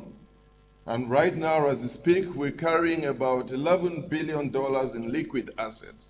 That's money. We're looking for where to put the money. So money is not the issue. The political will. Senior officials in Benin made the decision to end the export of raw cotton.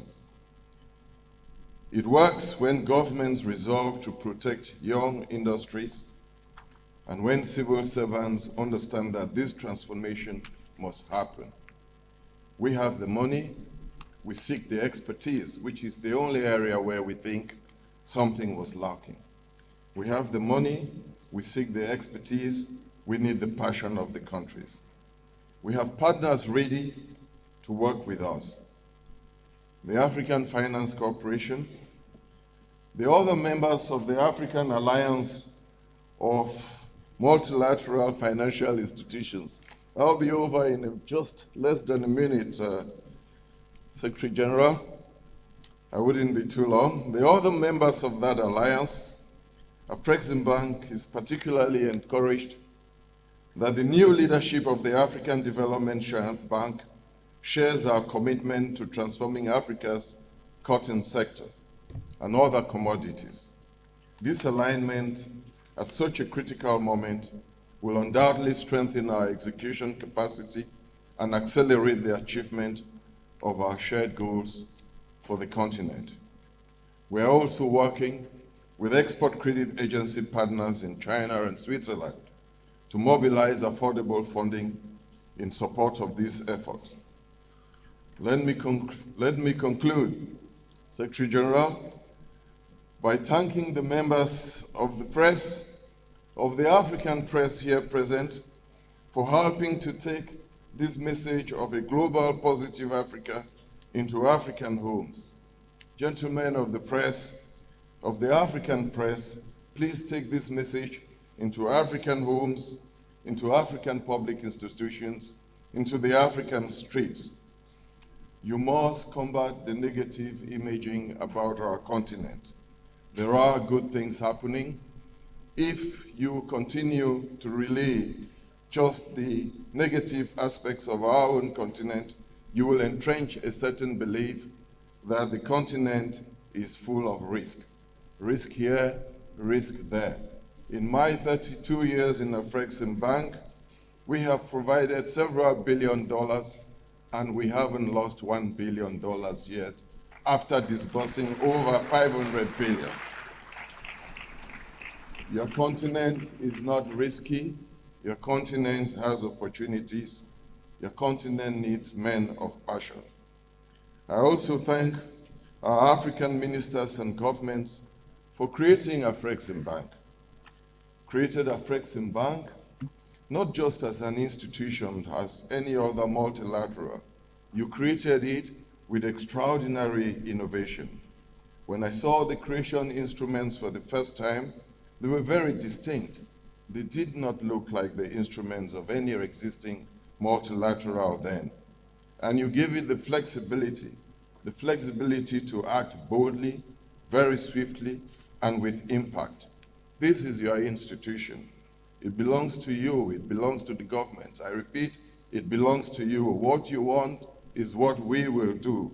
The money is yours. You control over 75% of the shareholding.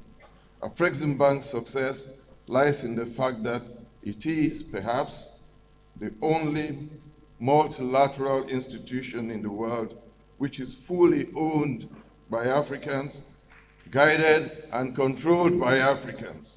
It is your institution. Stand by it. Give us the opportunity.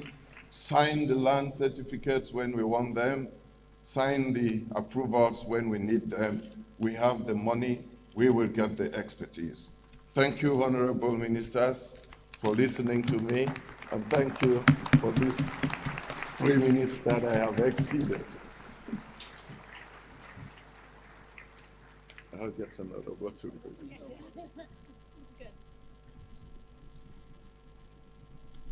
Thank you, Dr. Elombi, President and Chairman of the Board of Directors of the African Export-Import Bank. Let me now invite Her Excellency Mrs. Francisca Belobe, AU Commissioner for Trade, representing Mr. Mahmoud Ali Yusuf, Chairperson of the African Union Commission, to address the Ministerial Conference.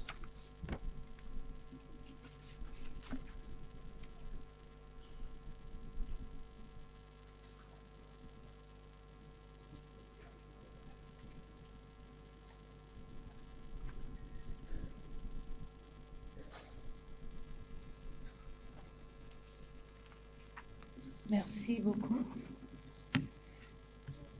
Excellence, Monsieur Joseph Dion Ngouté, ministre chef du gouvernement, Premier ministre chef du gouvernement représentant son Excellence Paul Biya, président de la République, son Excellence Luc Magloire Mbarga Atangana, ministre du Commerce du Cameroun et président de la 14e session de la conférence ministérielle de l'OMC, Excellence Dr Ngozi Okonjo-Iweala, directrice générale de l'Organisation mondiale du commerce, Excellence Monsieur Dr Georges Elombi, président directeur général d'Africa24 English. Excellence, permettez-moi de m'attenir au protocole établi par les orateurs précédents. Merci beaucoup. Je souhaiterais prime d'abord féliciter le brillant discours de mon frère, le PDG de Africa24 parce que il a dit l'Afrique a aujourd'hui les moyens, mais nous avons besoin d'une action conjointe. Et l'Union africaine établit le cadre pour cette conjointe, pour cette action.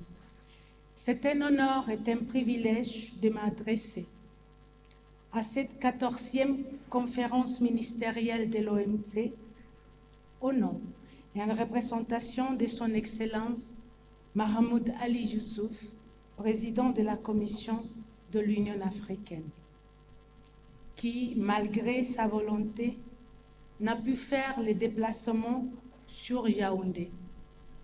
Il me charge de vous transmettre ces salutations fraternelles. À l'entame de ces propos, permettez-nous d'exprimer notre sincère reconnaissance au gouvernement de la République du Cameroun, à la tête duquel son Excellence Paul Biya, et au peuple de la République pour l'accueil chaleureux accordé à l'ensemble des délégations depuis notre arrivée dans cette belle et historique ville de cette colline, au cœur de l'Afrique centrale. Nous tenons également à féliciter la directrice générale de l'OMC pour son leadership, engagement et travail acharné pour l'organisation de cette conférence, ainsi que de son dévouement panafricaniste et pour avoir veillé à ce que l'Union africaine fasse partie de cette réunion importante en attendant notre intégration à l'organisation. Il est à la fois symbolique et significatif que la conférence ministérielle de l'OMC se tienne à nouveau sur le sol africain, un continent qui est à la croisée des chemins entre le commerce et l'échange depuis bien des siècles, et qui tient à participer de manière équitable dans le commerce mondial. Excellences, Mesdames et Messieurs, cette conférence se tient à un moment charnière pour le système commercial multilatéral. Nous nous réunissons à l'heure où les tensions géopolitiques, la fragmentation des relations commerciales, les perturbations persistantes des chaînes d'approvisionnement et la baisse de confiance dans les institutions multilatérales appellent à des actions concrètes et concertées pour sauver les avancées réalisées ensemble.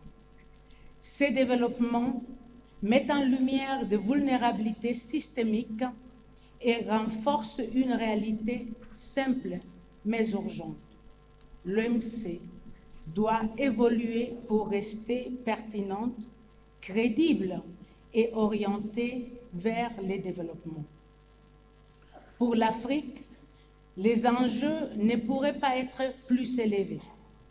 Le commerce est un instrument stratégique pour la transformation structurelle, l'industrialisation et la croissance inclusive. Pourtant, nous représentons encore moins de 3% du commerce mondial et plus de 70% de nos exportations restent concentrées dans les matières premières à faible valeur ajoutée. Notre frère Dr Elombi vient de présenter l'importance d'ajouter de la valeur à nos matières premières avant de le commercialiser. Et l'Union africaine, dans son plan, dans son agenda 2063, est dans cet élan. L'Afrique continue à faire face à des contraintes structurelles, notamment une capacité industrielle limitée, des déficiences infrastructurelles, de vulnérabilité dans la chaîne d'approvisionnement et des chocs climatiques croissants. Pour nous, un commerce mondial équitable et inclusif et réactif est un jalon pour réduire ces défis. L'Afrique vient à cette conférence non seulement avec des attentes, mais aussi avec des solutions. Notre programme d'intégration continentale démontre de notre engagement résolu pour un système commercial fondé sur des règles, la coopération économique et la prospérité partagée. Pour ce faire, notre position est claire. Nous devons pleinement participer au processus décisionnel qui façonne les règles du commerce mondial. Ces règles doivent refléter la diversité des réalités du développement, y compris celles des pays à faible capacité productive et industrielle. À cet égard, les traitements spéciaux et différentiels restent une pierre angulaire d'un système équitable, permettant aux pays en développement de soutenir les industries, de protéger les moyens de subsistance et de transformer les acteurs mondiaux compétitifs. Nous engageons à saisir les nouvelles opportunités telles que celles résultant de l'économie numérique et qui est une réalité actuelle. Cependant, la part de l'Afrique dans le commerce électronique mondial reste encore marginale, limitée par une fracture numérique persistante. La pénétration d'Internet dans de nombreux pays est encore inférieure à 40%. Mesdames et messieurs, nous connaissons tous les chiffres. Donc, l'Union africaine, la Commission de l'Union africaine, appelle à un multilatéralisme plus fort et plus viable, fondé sur l'égalité, le respect de toutes les nations et la promotion des intérêts vitaux communs à échelle mondiale. Encore une fois, notre frère Elombi nous a présenté ce que veut dire égalité et équité dans le contexte du commerce international. Nous vous souhaitons nos vœux pour une conférence réussie, avec des résultats fructueux, tenant et émanant au rétablissement d'un système de commerce mondial équitable, mais surtout pacifique. Merci beaucoup.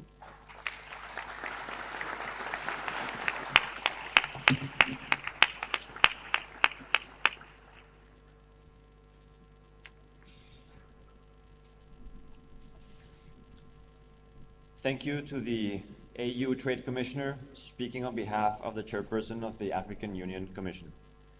Let me now invite His Excellency, Vice President Mohamed Piez Jallow of the Republic of the Gambia to address the Ministerial Conference. Mr. Vice President.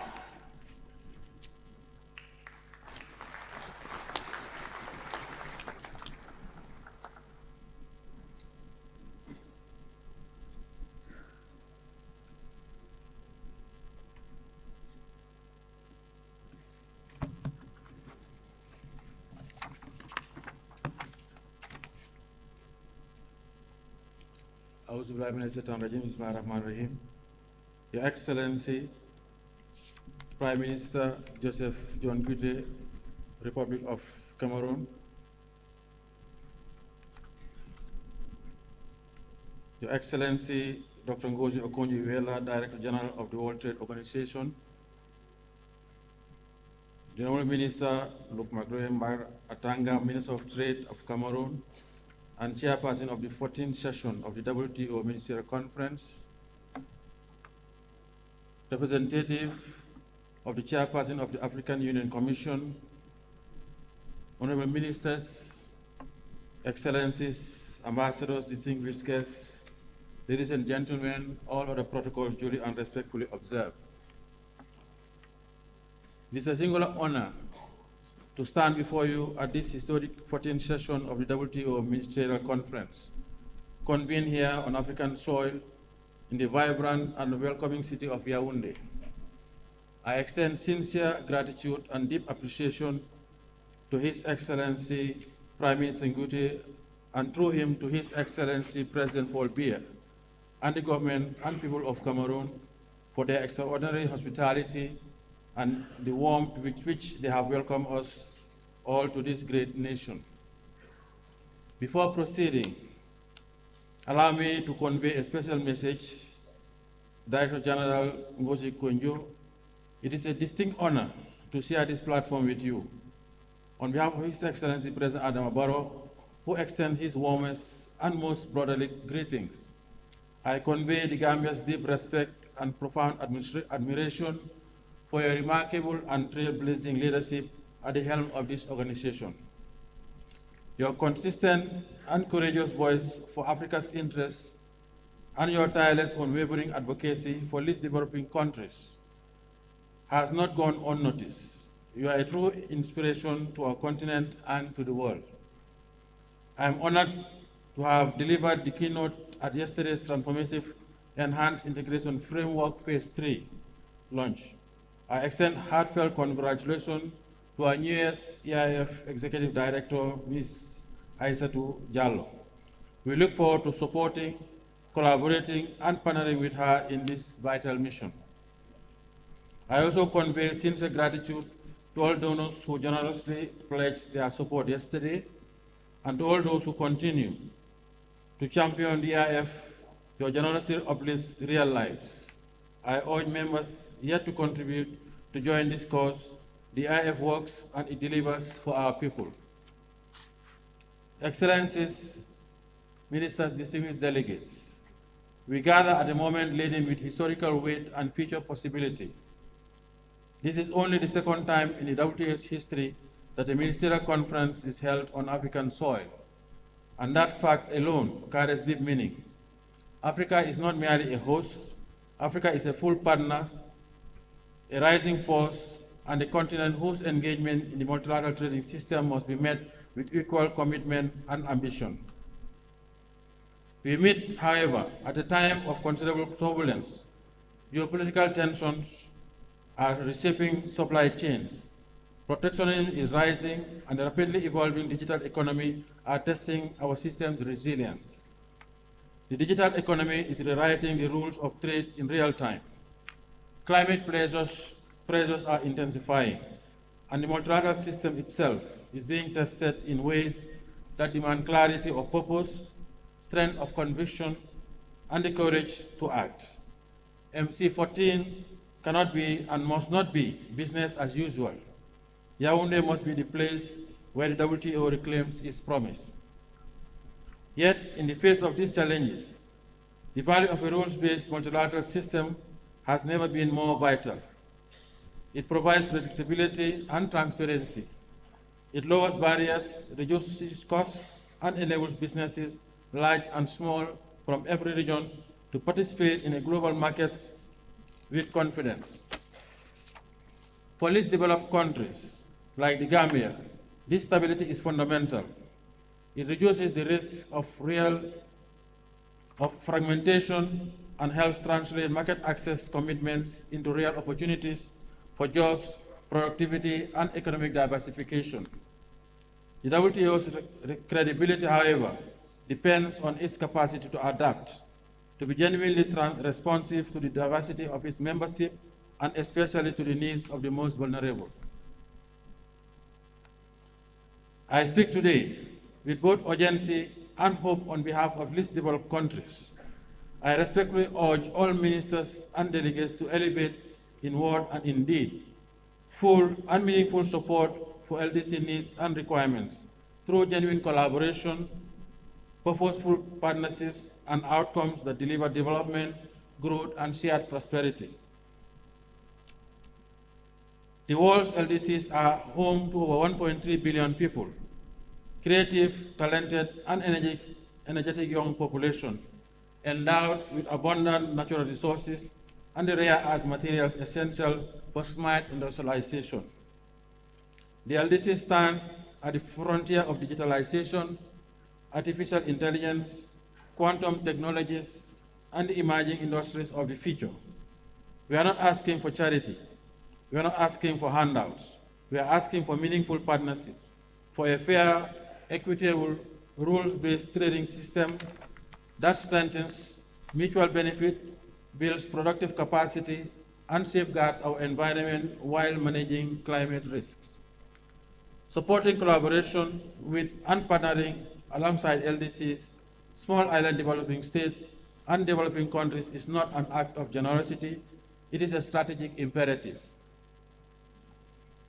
As the global trading landscape is rapidly reshaped by geopolitical shifts, supply chain realignments, and the accelerating digital economy, Africa stands at a moment of extraordinary opportunity. The Gambia is firmly committed to building a modern, forward-looking digital trade architecture that drives inclusive growth, sustainable development, and shared prosperity. We seek your partnership in this transformation. The digital economy must be a vehicle for inclusion, not a new frontier for division. The dedication of our ambassadors and negotiators deserve recognition, but recognition alone is not enough. The urgency to deliver is real, and it is now. We urge ministers to summon the political will to finalize and implement concrete, meaningful outcomes. Our people cannot wait. I speak plainly. This has been pending for decades. That is not acceptable. The world's farmers, smallholders, rural communities, the most vulnerable food producers have waited long enough.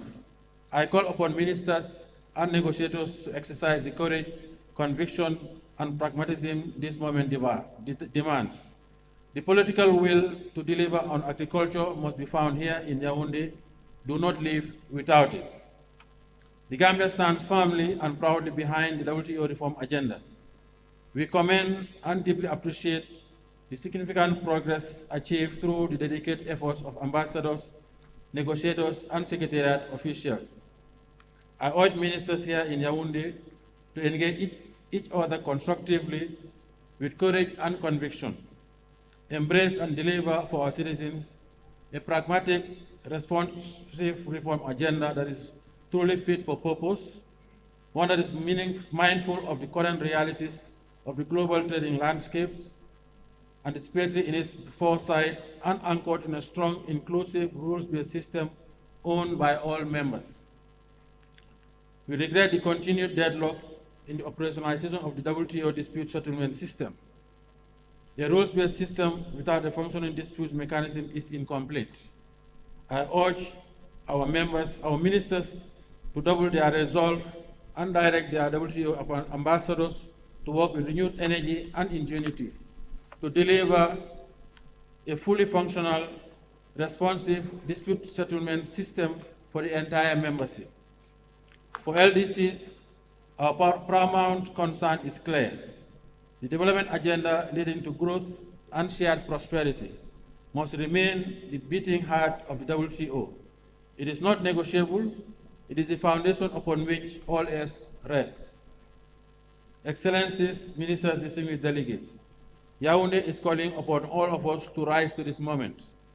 History will record what we do in this room. Our citizens, the farmers, the entrepreneurs, the young innovators, The UN traders and the most marginalized communities across our nations are watching, and they are waiting. They are not waiting for excuses. They are not waiting for deferrals. They are waiting for decisions. They are waiting for the political will that only you as ministers can provide. Let us leave Yaoundé having proved the skeptics wrong. Let us leave here having made decisions that place the most vulnerable at the center of our ambitions. Let us leave here having reformed, invigorated, and redeemed the multilateral trading systems for this generation and the next. We urge all ministers to deliver on reform with urgency and ambition. On that, I thank you for your kind attention.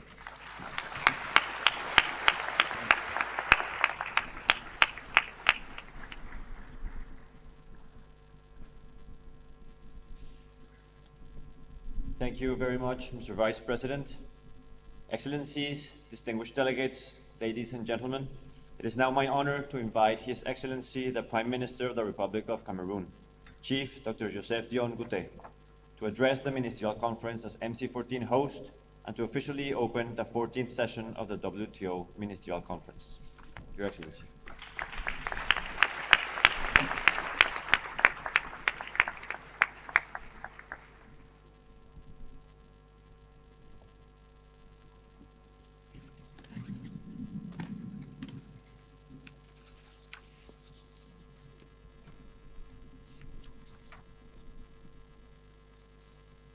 Excellences, Monsieur le Vice-président de la République de Gambie, Excellences, Madame la Directrice générale de l'Organisation mondiale du commerce,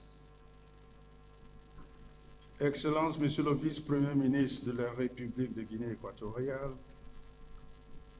Monsieur le Président de la 14e conférence ministérielle de l'Organisation mondiale du commerce, Excellences, Mesdames et Messieurs les ministres, Monsieur le Président du Conseil d'administration de African Export-Import Bank, Excellences, Mesdames et Messieurs les chefs de mission diplomatiques et représentants des organisations internationales, Excellences, Madame la Commissaire de l'Union africaine chargée du développement économique, du commerce, de l'industrie et des mines, représentants de Monsieur le Président de la Commission de l'Union africaine, Monsieur le Directeur général de la région Afrique centrale de la Banque africaine de développement, représentant Monsieur le Président du groupe de la Banque africaine de développement, Excellences, Mesdames et Messieurs les chefs de délégation, Mesdames et Messieurs les présidents des conseils d'administration et directeurs généraux des entreprises publiques et privées,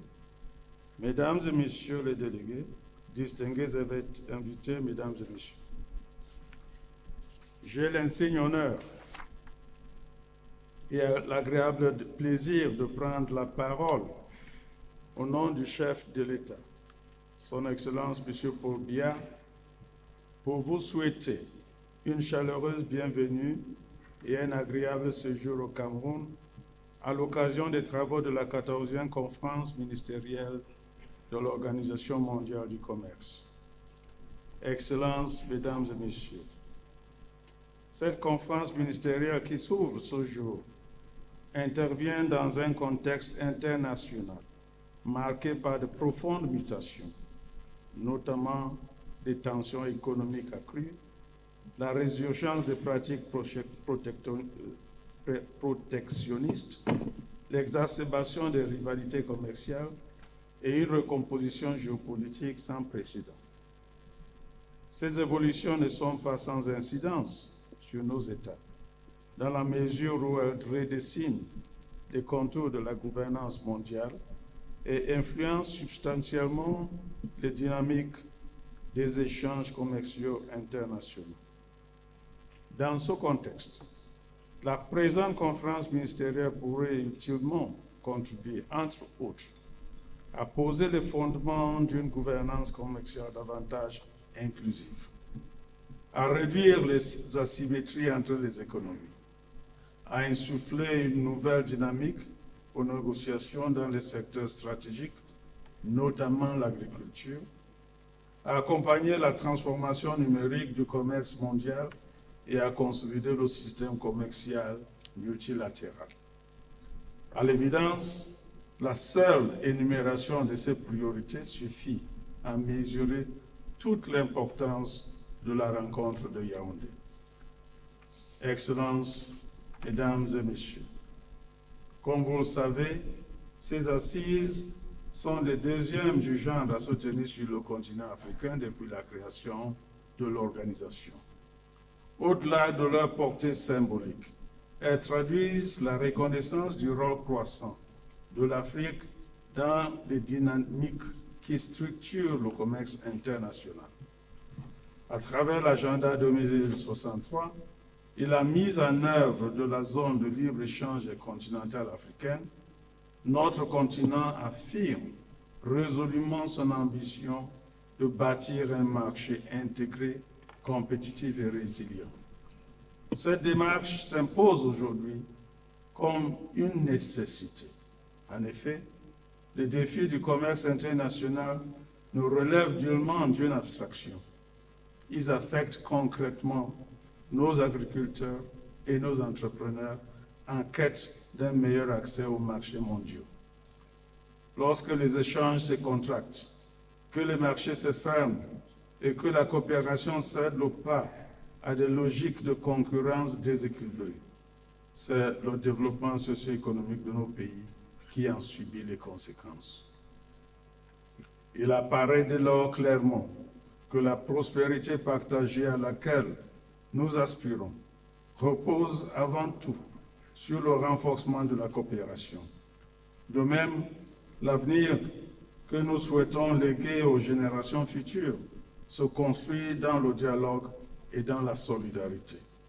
Il nous appartient par conséquent de positionner le commerce comme un levier majeur de réduction de la pauvreté et d'élargissement des opportunités.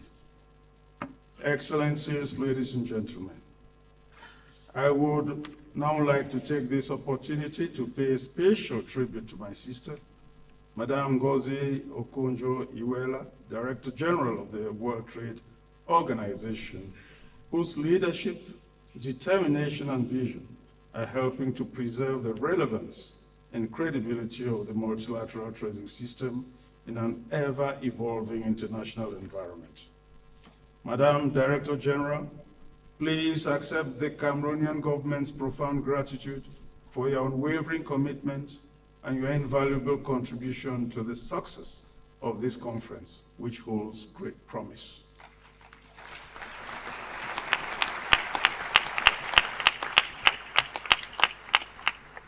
I would also like to convey the gratitude of the government and people of the Republic of Cameroon to all member states of the WTO, as well as to our international partners who have graciously agreed to attend this meeting in Yaoundé, the city of 7 hills. The strong turnout reflected in both the size of the delegations and the high-level representation clearly demonstrates the importance you attach to finding collective solutions to the current challenges facing international trade. Rest assured that Cameroon, under the strong leadership of His Excellency, the President of the Republic, remains firmly committed to this approach. His commitment to the multilateral trading system is unwavering and tangible. Indeed, our country has succeeded to all the relevant instruments contributing to the regulation and development of world trade. Hosting this conference further strengthens our position as a champion of fair and equitable multilateralism. The head of state, His Excellency Paul Biya, reiterated this in his speech in response to the New Year's greetings from the diplomatic corps on the 8th of January 2026, stating, and I quote, "Cameroon will continue to play its full part in the community of nations. It is in this spirit that my country will host the 14th Ministerial Conference of the WTO this year. It will provide a further opportunity to highlight the benefits of multilateralism at a time when the temptation to revert to unilateralism is growing ever stronger. Excellencies, ladies and gentlemen, in a world that appears increasingly fragmented, it is our responsibility to build a strong and lasting consensus on the rules and mechanisms governing international trade. Let us therefore join together in the hope that Yaoundé will mark the beginning of a new chapter, of a renewed and strengthened multilateralism in trade, that of the triumph of dialogue over confrontation, that of the collective commitment to a fairer, more inclusive, equitable, and sustainable trading system. With these words, and on behalf of His Excellency Paul Biya, President of the Republic, I hereby declare open the proceedings of the 14th Ministerial Conference of the WTO. Long live the World Trade Organization, long live multilateral cooperation, long live the Republic of Cameroon and its illustrious leader, the President of the Republic, His Excellency Paul Biya. And I thank you for your very kind attention.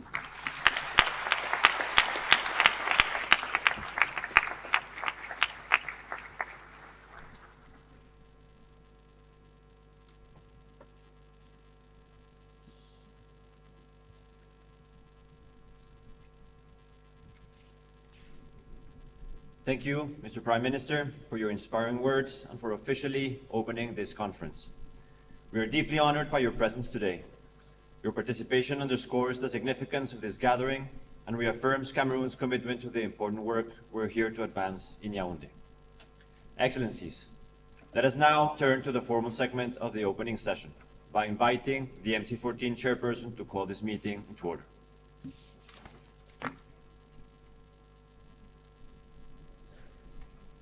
I now call the meeting to order. Let me first invite the chairperson of the General Council, His Excellency Ambassador Sakar Abdullah Al-Moukbel, permanent representative of the Kingdom of Saudi Arabia to the WTO, to address the Ministerial Conference.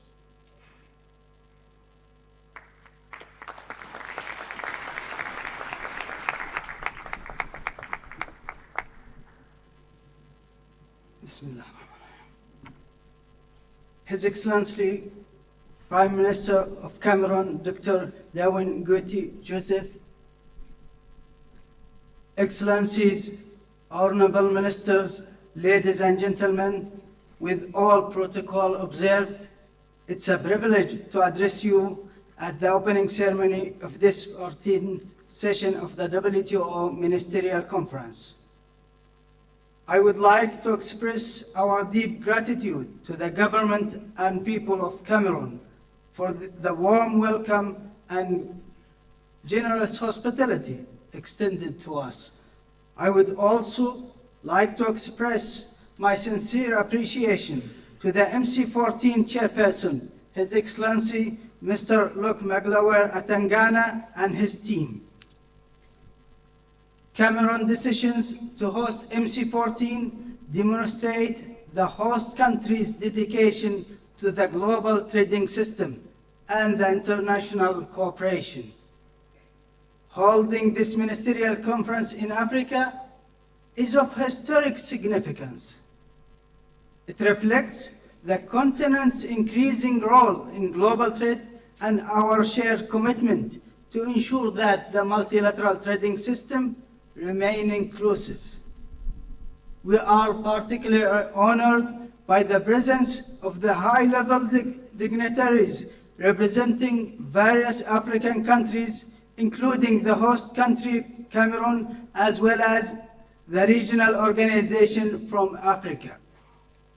Excellencies, your presence dignifies this moment and demonstrates the importance of the WTO for your countries, your region, and the African continent. We are also honored by the presence and able guidance of the first African WTO Director General, Her Excellency Dr. Ngozi Okonjo-Iweala. Her successful re-election for a second term following MC13 underscores the trust we continue to place in her and our esteem for the African continent. Excellencies, In a context of growing economic uncertainty and geopolitical tensions, our collective presence is without doubt a testament to the WTO and its future. More than ever, we need to ensure that this ministerial conference chart a path forward for the WTO and for our common benefits. Tangible actions and collective outcomes over the next days would constitute the true pledge of support for our organization and the clearest sign that the WTO actually delivers for its members. Honorable Ministers, to facilitate your engagement over the next few days, I have the privilege to present and formally transmit to you the result of the preparatory work undertaken in Geneva for this ministerial conference. Since MC13, your permanent representatives and their teams in Geneva have been working hard, stepping up their efforts even further in the months and weeks leading up to this conference. I would like to acknowledge and thank them for their exceptional dedication. The result of this work are now before you, Excellencies, for your considerations and next steps. Let me begin by presenting to you the annual reports of the General Council and its subsidiary bodies as taken up at the General Council meeting last December. These annual reports capture the work that was undertaken since our last ministerial conference, including under mandate from previous ministerial sessions. Since MC13, we have also heard regular updates and reports from the chairpersons of regular WTO bodies and facilitators of processes under the auspices of the General Council, including in follow-up to previous ministerial conference. In particular, the reports at the last two General Council meetings take stock of the most recent development in preparation for this ministerial conference. On negotiations, the Director General, as the chairperson of the Trade Negotiating Committee, has been reporting to the General Council on a regular basis. Her most recent report to the General Council 2 weeks ago was accompanied by relevant updates by chairperson of the negotiating bodies. These reports and the various draft texts referenced therein reflect the state of play in the respective negotiating areas in preparation for this ministerial conference. They also demonstrate the importance that members attach to continue delivering negotiated outcomes. The written version of my transmittal statement will be issued shortly, and it will include reference to all the various reports and documents that I have mentioned here today. These matters will now be before you, ministers, for consideration as you engage in a focused manner during this conference. In line with the sequence of the dedication ministerial sessions, let me provide you with a brief overview of the state of play in each area. Last June, after consultations on WTO reform, it is regarded by members as an essential for the future of this organization. Let me repeat, it's an essential for the future of this organization. Last June, after consultations with members, as a General Council chairperson, I appointed His Excellency Mr. Peter Orberg of Norway as facilitator on WTO reform to assist me and the membership in identifying the key elements of a comprehensive reform process. Since then, members have been actively engaging in the WTO reform process, including through the submissions of written proposals and positions papers.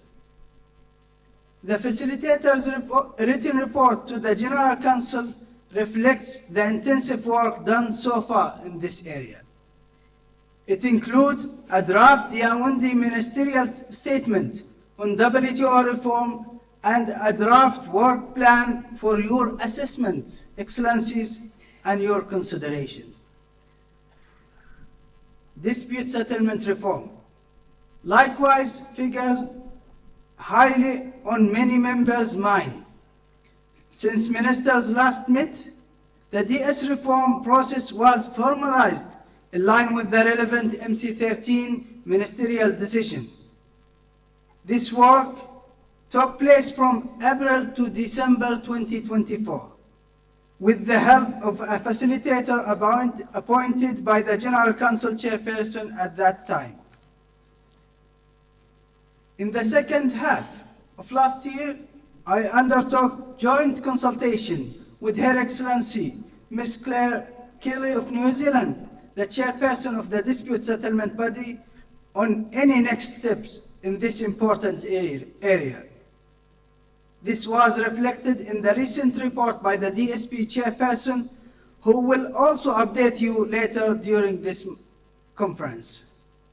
Excellencies, in September 2025, the agreement on fisheries subsidies entered into force. This was an extremely important milestone for the WTO and the ocean sustainability, which we'll celebrate later this morning.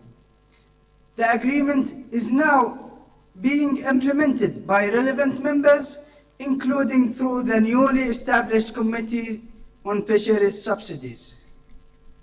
In parallel, negotiations on additional provisions continued, as reflected in the report by His Excellency Mr. Leslie Ramsamsi of Guyana, the chairperson of the negotiating group on rules, together with the draft ministerial decision for your consideration. Turning to investment facilitation for development, since MC13, members have also had regular exchanges at the General Council.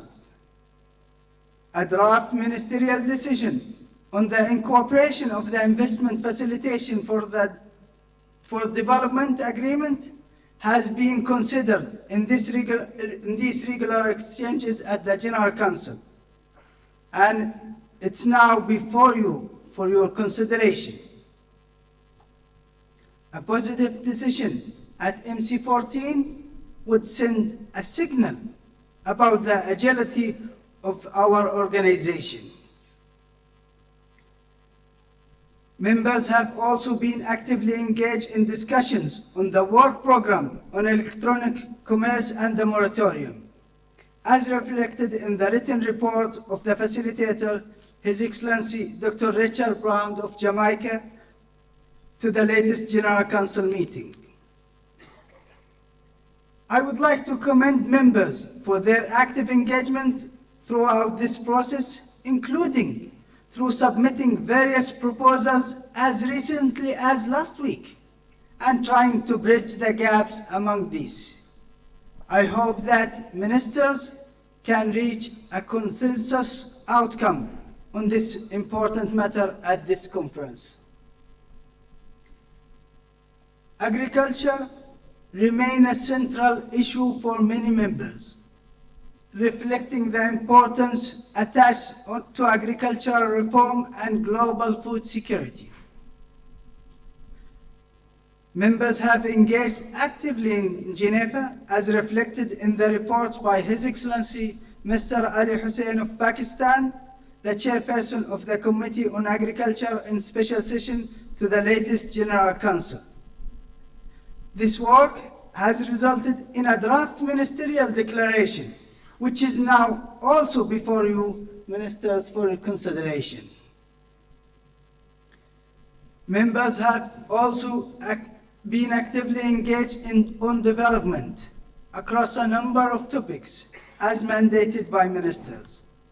As reflected in the reports of the chairperson of relevant regional WTO bodies and negotiating groups, this work has resulted in several draft texts for your consideration, including on TRIPS non-violation and situation compliant, LDC specific priorities for MC14, the work program on small economies, the G90 agreement specific proposal on SPS and TBT, and on Article 66.2 of the TRIPS agreement, technology transfer,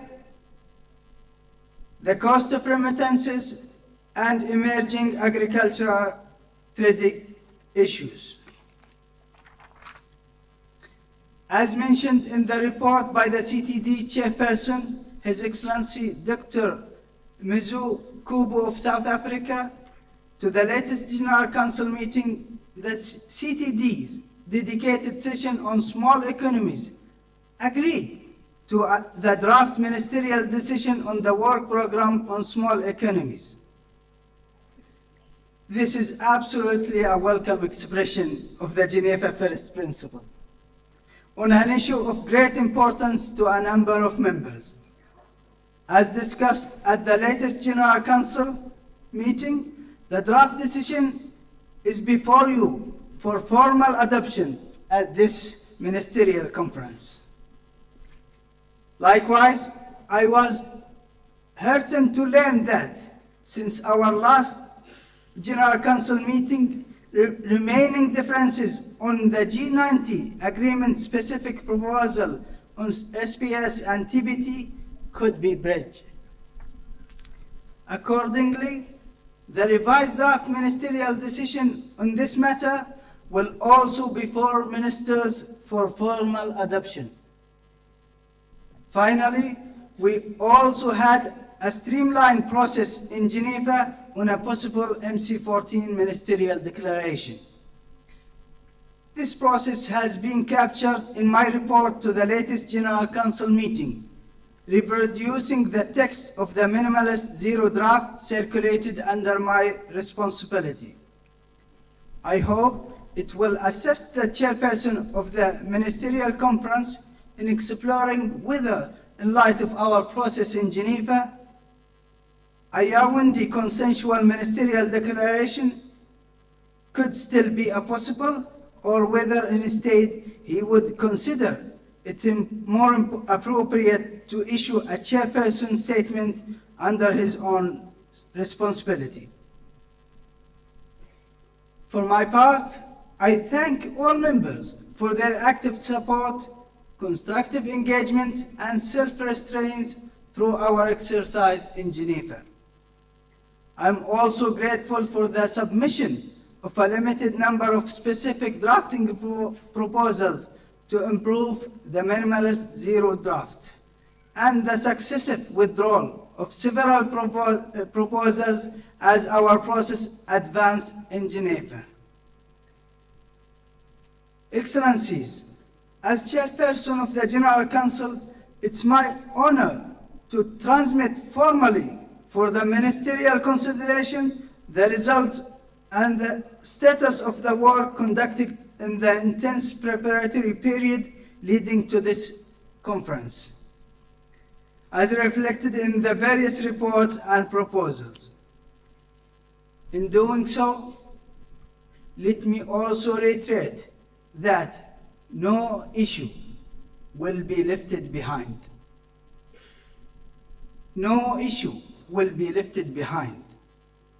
As underlined at the General Council meeting last December, and since then, all area of work, including those that may not be ready for the ministerial action here, will remain part of the ongoing and credible process of engagement after MC14. let me also recall that in addition to the preparation for this ministerial conference, the regular work of the organization, including its essential deliberative functions, has continued across its regular councils and committee.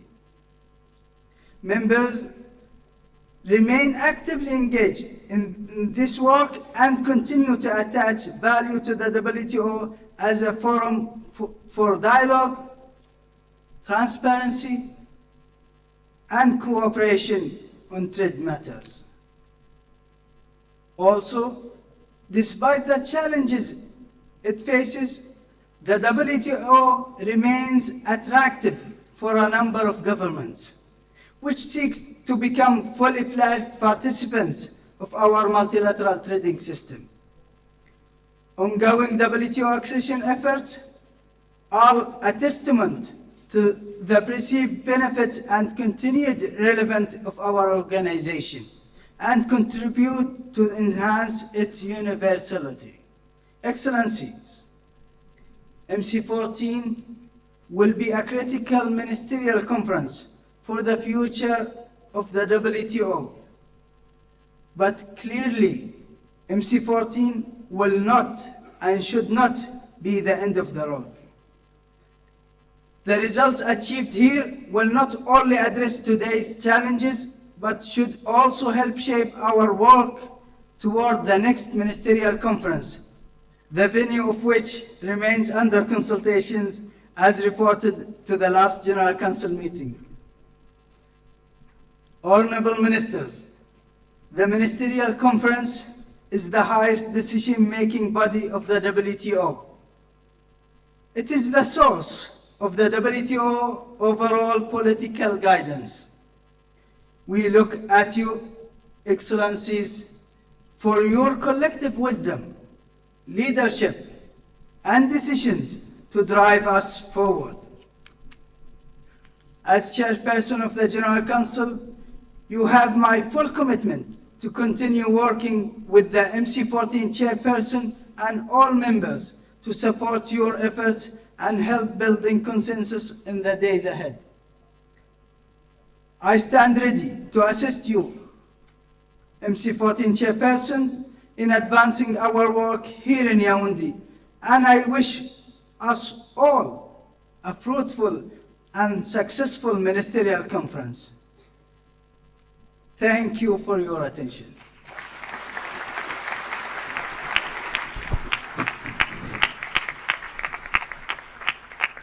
Thank you, Ambassador Al-Mokbel. We've worked from Geneva, now formally transmitted to the Ministerial Conference. Let me draw your attention to the provisional agenda for the Ministerial Conference in document WT/MIN 26/W/1. In doing so, I would like to note that the draft text that have been discussed in Geneva during the MC14 preparatory phase, as well as all member proposals, remain on the table for ministerial consideration under item 2 of the agenda concerning action by ministers.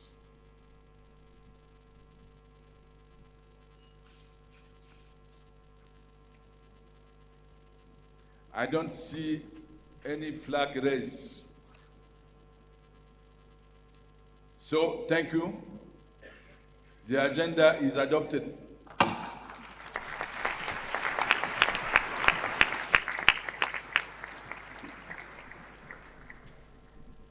Let me now invite the Director General to provide an explanation of the MC14 sessions as laid out in the Road to Yaoundé document. Director General, you have the floor.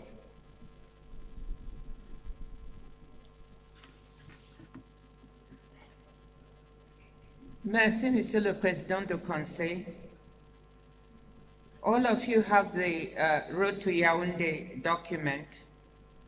So, and you would have gone through it, so I'll try to make this very fast. I would like to outline how the various MC14 sessions will be conducted. Following today's opening session, ministers will break for a 2-hour lunch break, and I know many of you will have bilaterals at that time. This will be followed by the first breakout session on foundational issues on the WTO, including its principles. The list of breakout groups and room assignments was circulated yesterday to all delegation coordinators. Ushers will also be available to assist ministers and ensure a smooth transition between sessions. As indicated in the information note on WTO reform breakout sessions, participation in each breakout group will be limited to minister plus 2 delegates. Listening-in facilities will be available for members wishing to follow discussions in other groups, with access limited to 1 delegate per member per listening room. Tomorrow, March 27, proceedings will begin at 10 a.m. with the WTO reform breakout session on decision-making and past mandates, followed by a 2-hour lunch break. The afternoon session will resume at 2 with a breakout session on development, followed by a 30-minute break. The session on level playing field issues will commence at 4:30, followed by a 1-hour break. A plenary session on WTO reform will take place at 7:30 p.m., 19:30. The first part will be devoted to reports from the minister facilitators on the breakout discussions. In the second part, ministers will have the opportunity to express their views on the adoption of the draft Yaoundé ministerial statement on WTO reform and the work plan. On Saturday, 28th March, sessions will be held in plenary format throughout the day. Participation will be in minister plus 1 delegate configuration for those seated at the table, with additional seating available in the plenary room for other delegations. The day will begin at 9 a.m. on Saturday with an update on dispute settlement reform by the DSP chairperson, Ambassador Claire Kelly of New Zealand. This will be followed by ministerial sessions on fishery subsidies and incorporation of the Investment Facilitation for Development Agreement, IFDA. After a 2-hour lunch break, proceedings will resume at 2 p.m. with sessions on the e-commerce work program and moratorium, followed by agriculture and development. On Sunday, 29 March, plenary sessions will continue in the same minister plus 1 delegate format for those at the table, with additional seating available for other delegates.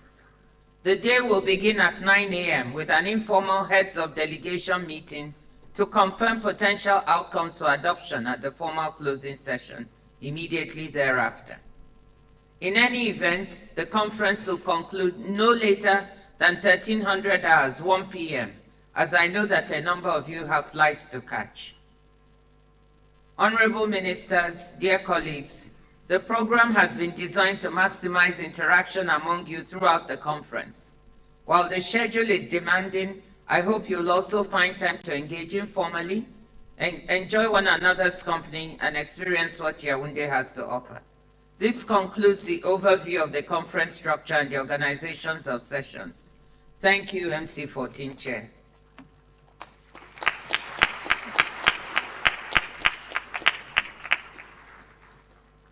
Thank you, Excellency, Madam Director General. Let me take this opportunity to thank the 3 Vice Chairs of this ministerial conference who will assist me during the next few days. The Honorable Minister Todd Mackley, Minister of Agriculture, Minister of Forestry, Minister for Trade and Investment and Associate, Minister of Foreign Affairs of New Zealand,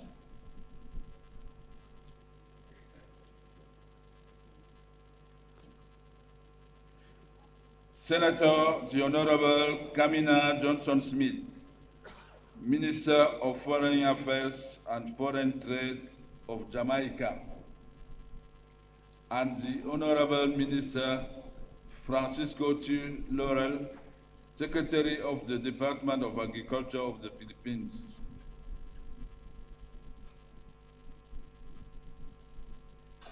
It is a great privilege to share this important task with you. Let me also join the Director General in thanking the Minister who have agreed to facilitate the ministerial session on WTO reform, fisheries subsidies, AFDA incorporation, e-commerce work program, and moratorium, agriculture and development.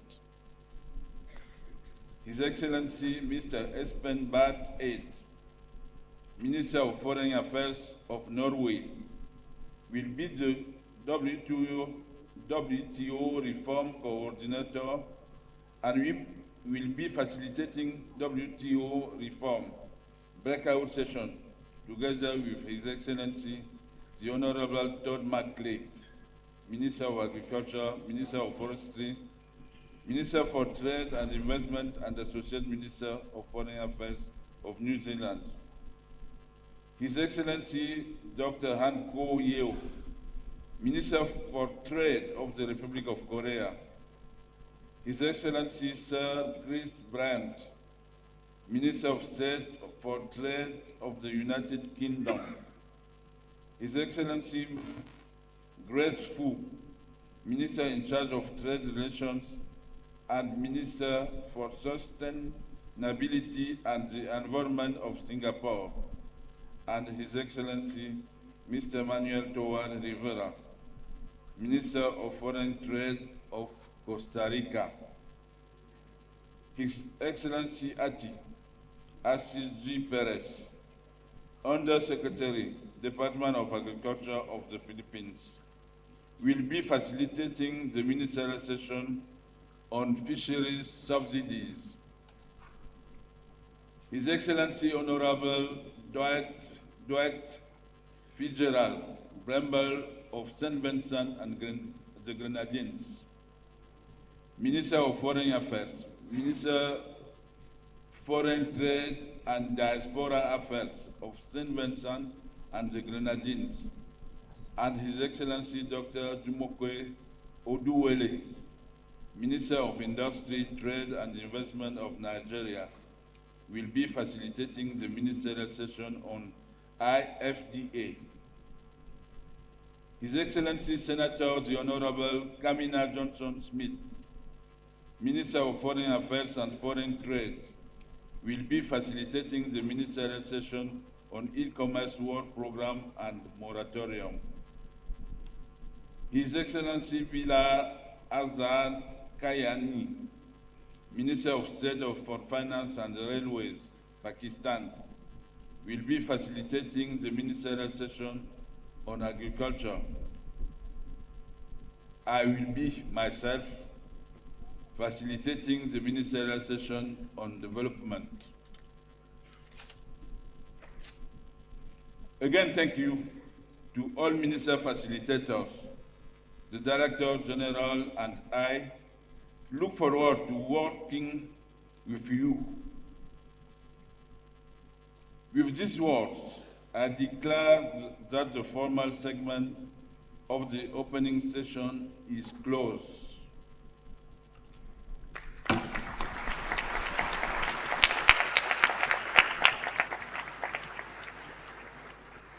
Let me now revert to the MC14 Secretary to continue with the final segment of the opening session.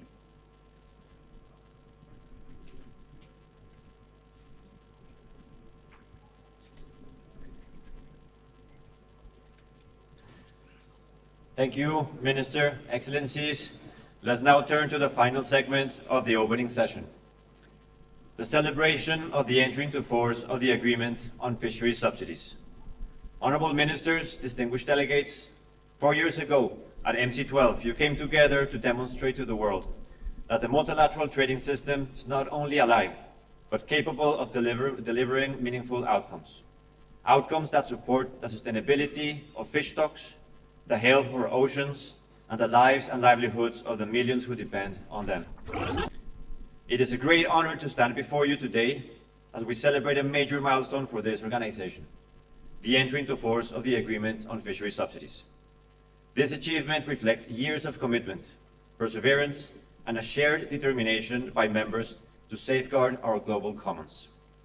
Let us now turn to this celebration and acknowledge the collective effort that has brought members to this important moment. To begin, let us sit back and watch the video, Journey to Enter into Force, to be followed by a song that marks this momentous occasion.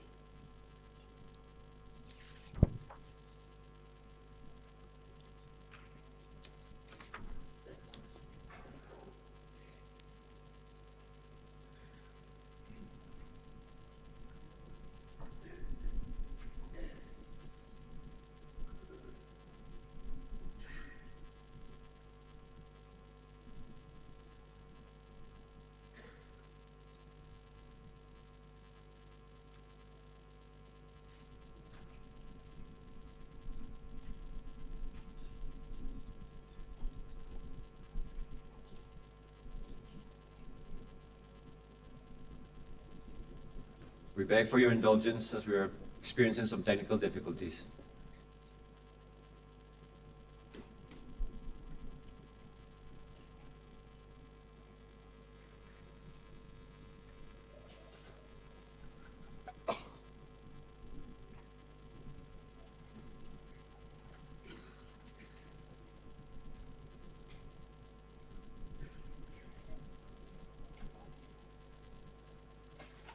A message to the technical team: if the video is not playable at this time, we can proceed with the song and we'll proceed with the celebration.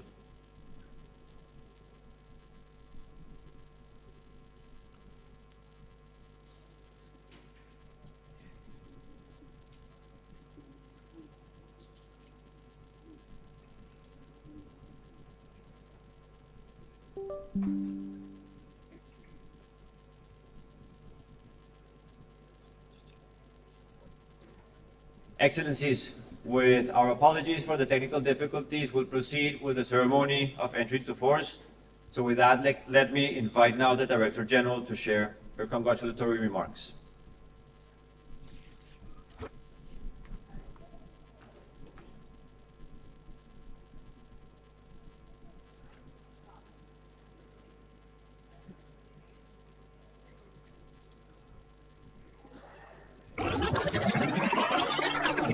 Thank you. Okay.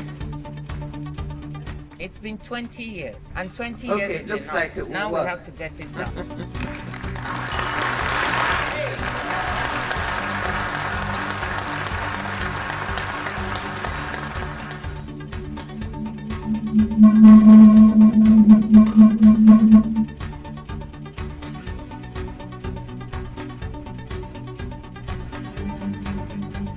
MC12 is coming to a close with an unprecedented package of deliverables. Series of paragraphs. It is so agreed.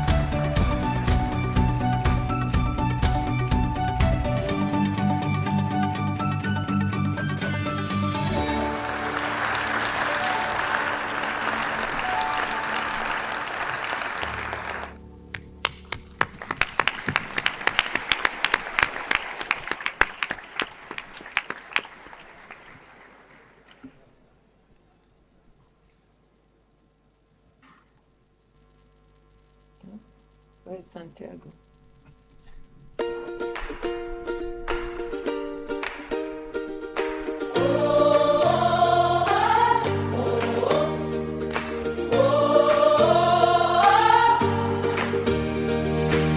Now is the time it's truly I want to remind everyone that the ambassador who facilitated the fishery subsidies now is the time we will never forget. Thank you for hearing out. He hasn't said anything, but it was this word, Santiago, come. And we have Ambassador Aina Gunnarsson, who was facilitating the additional disciplines. Aina, please stand up. We have Ambassador Leslie Ramsamy. I don't know if he's in here, who took over from Ambassador Gunnarsson. So all this work you see, I just want to congratulate members. You did it, but you had your colleagues who did all the work, and we need to remember them. Last September, we gathered in Geneva to mark the entry into force of the WTO Agreement on Fisheries Subsidies. I promised then that we would celebrate this milestone with ministers here in Yaoundé. I thank all WTO members whose collective efforts and dedication have brought this agreement to life. The video you have just seen captures the journey we have taken together. Please remember that it took 22 years for us to get this agreement in force. Two WTO members have deposited instruments of acceptance, and in a moment, that number, 116 WTO members, have deposited instruments of acceptance. And in a moment, that number will increase by 3, thanks to Samoa, Paraguay, and St. Vincent and the Grenadines. I know that many members are continuing their ratification efforts back home, and encourage all remaining members to press on with your domestic processes so that the agreement's promised benefits may be realized across the entire membership as soon as possible. Excellencies, you have every reason. The entry into force of WTO's first agreement with environmental sustainability at its core is a landmark for global trade governance. At a time when multilateralism itself is being called into question, it sends a powerful signal that WTO members can work together in a spirit of shared responsibility to deliver solutions to global challenges. By curbing the most harmful kinds of fishery subsidies, including those to illegal, unreported and unregulated fishing, the agreement provides WTO members with an opportunity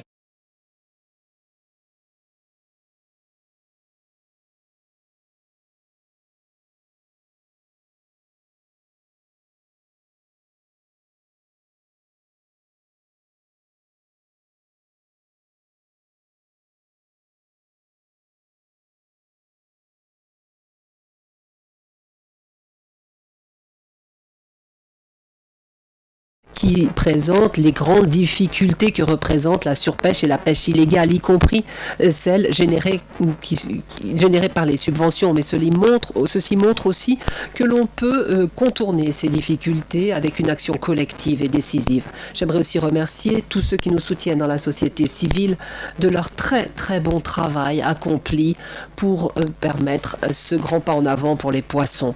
Merci aux différentes fondations. Une version plus brève du film est transmis dans la salle B du Palais des Congrès et je vous encourage tous à aller y jeter un œil. Excellence, l'entrée en vigueur de l'accord sur les subventions à la pêche et le style de résultat que l'OMC doit avoir et devrait fêter plus régulièrement. Mais notre travail sur les subventions à la pêche n'est pas fini, bien loin de là. Tout d'abord, l'accord doit maintenant être mis en œuvre. Nous avons un nouveau comité sur les subventions à la pêche avec un nouveau président, Ana Laura du Costa Rica. Le comité est composé de membres qui vont suivre la mise en œuvre de l'accord en travaillant les uns avec les autres et en échangeant des échanges sur leurs pratiques de subvention. Le mécanisme de financement qui a été créé pour aider les pays en développement et les PMA dans leurs efforts de mise en œuvre a déjà commencé pour 24 nouveaux membres. Il y en aura plus qui sont en préparation. Je remercie chaleureusement les 18 membres qui ont généreusement contribué avec 20 millions de dollars dans le fonds pour l'instant.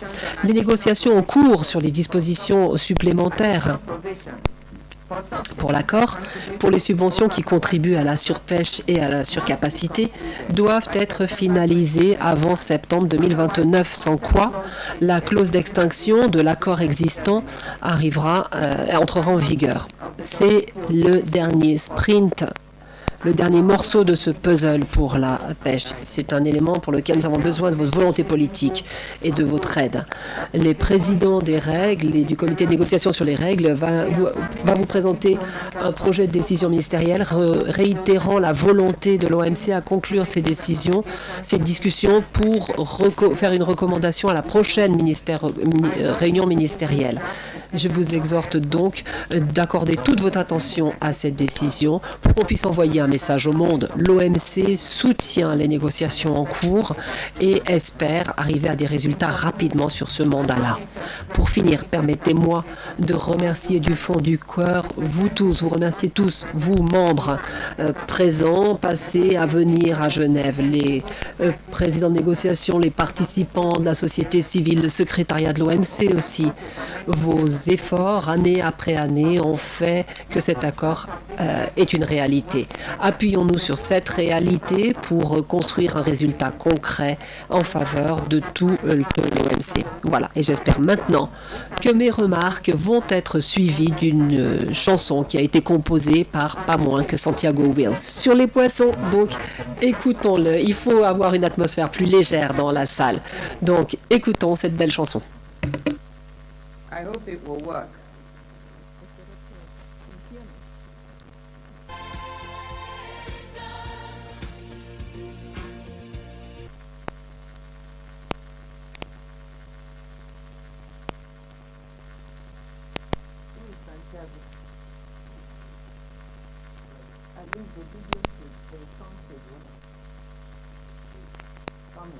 Took us long to reel it in.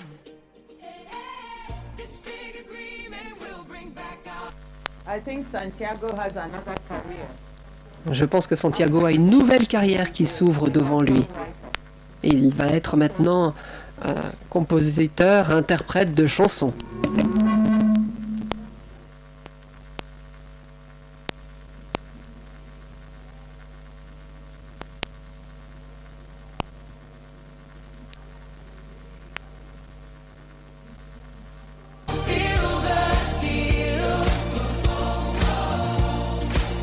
It's not so hard, let's just get it done. It's not so hard, let's just get it done.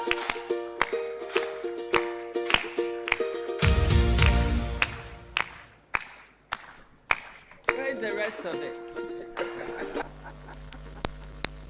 Et le reste ?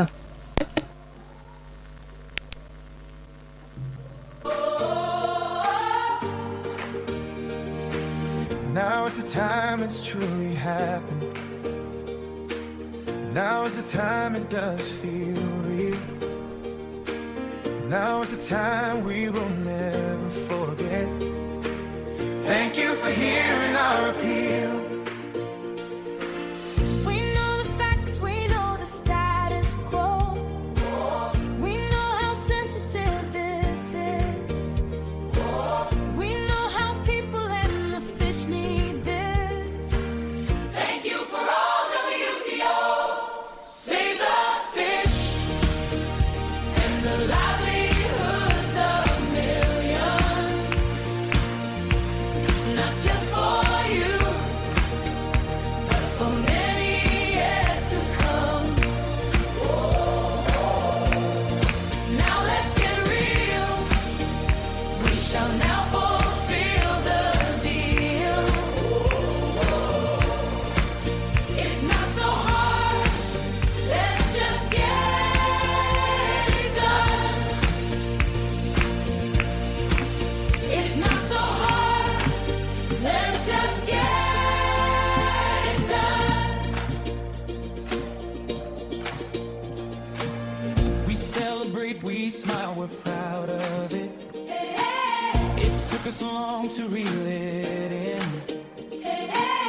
This big agreement will bring back our fish. And now it's entered into force. Save the fish and the livelihoods of millions.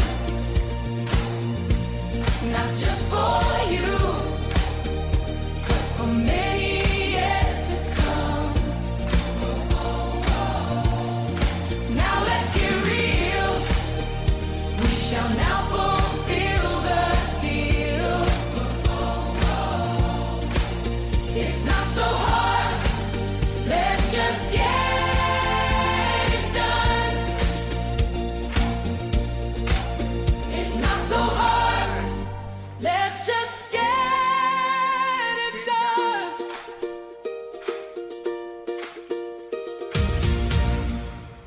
Great.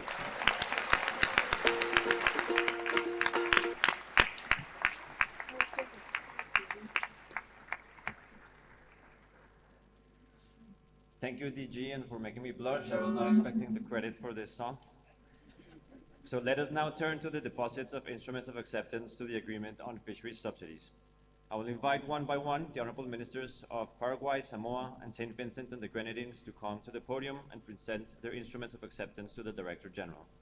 But let me first invite also the MC14 chairperson to stand next to the Director General, next to the lectern, as she formally receives the instruments. So let us begin with the deposits of instruments by inviting the head of delegation of Paraguay, Her Excellency Ms. Patricia Frutos Ruiz, Vice Minister of Foreign Trade and Integration of Paraguay, to come to the podium and present Paraguay's instrument to the Director General.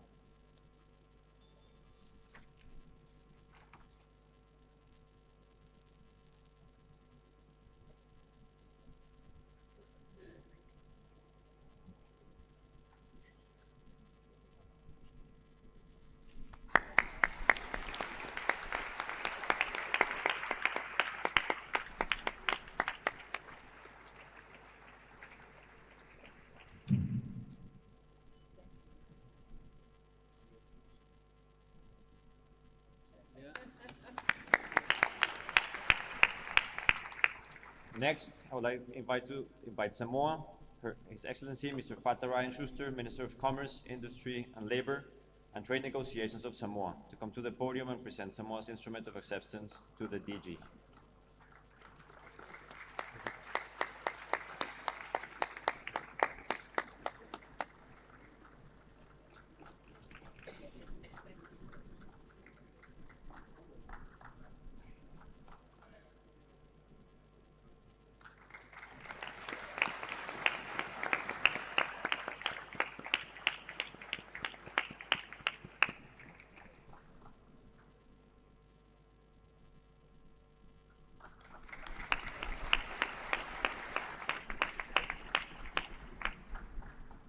Finally, allow me to invite His Excellency the Honorable Dwight Fitzgerald Bramble, Minister of Foreign Affairs, Foreign Trade and Diaspora Affairs, to come to the podium and present his country's instrument of acceptance to the Director General.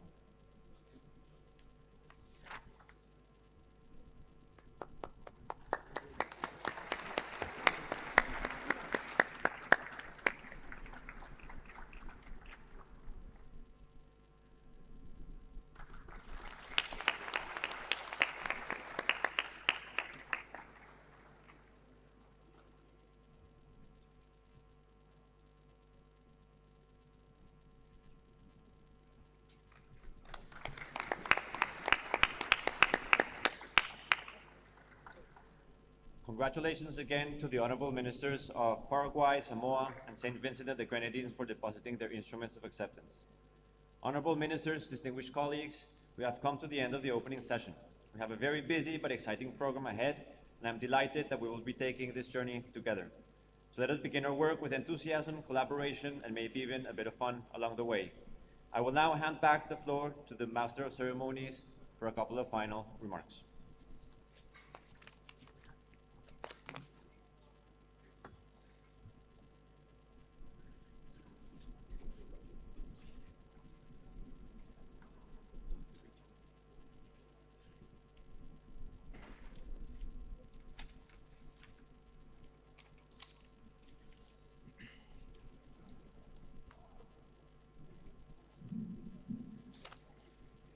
Excellences, Mesdames et Messieurs, distingués invités, alors que nous tendons vers la fin de cette cérémonie d'ouverture, je vous prie de bien vouloir rester assis, tandis que le protocole se chargera de conduire les hautes personnalités dans la loge présidentielle. Après le retrait des hautes personnalités, tous les chefs de délégation seront priés de quitter la salle et de se diriger vers le hall principal de ce building en vue d'une photo de famille. Ils devront, pour sortir d'ici, utiliser la porte située à leur droite, ma gauche. Toute autre personne désireuse de quitter cette salle à la suite des chefs de délégation pourra utiliser l'une des portes situées à l'arrière de la salle. Je vous remercie une fois de plus de votre bien aimable attention.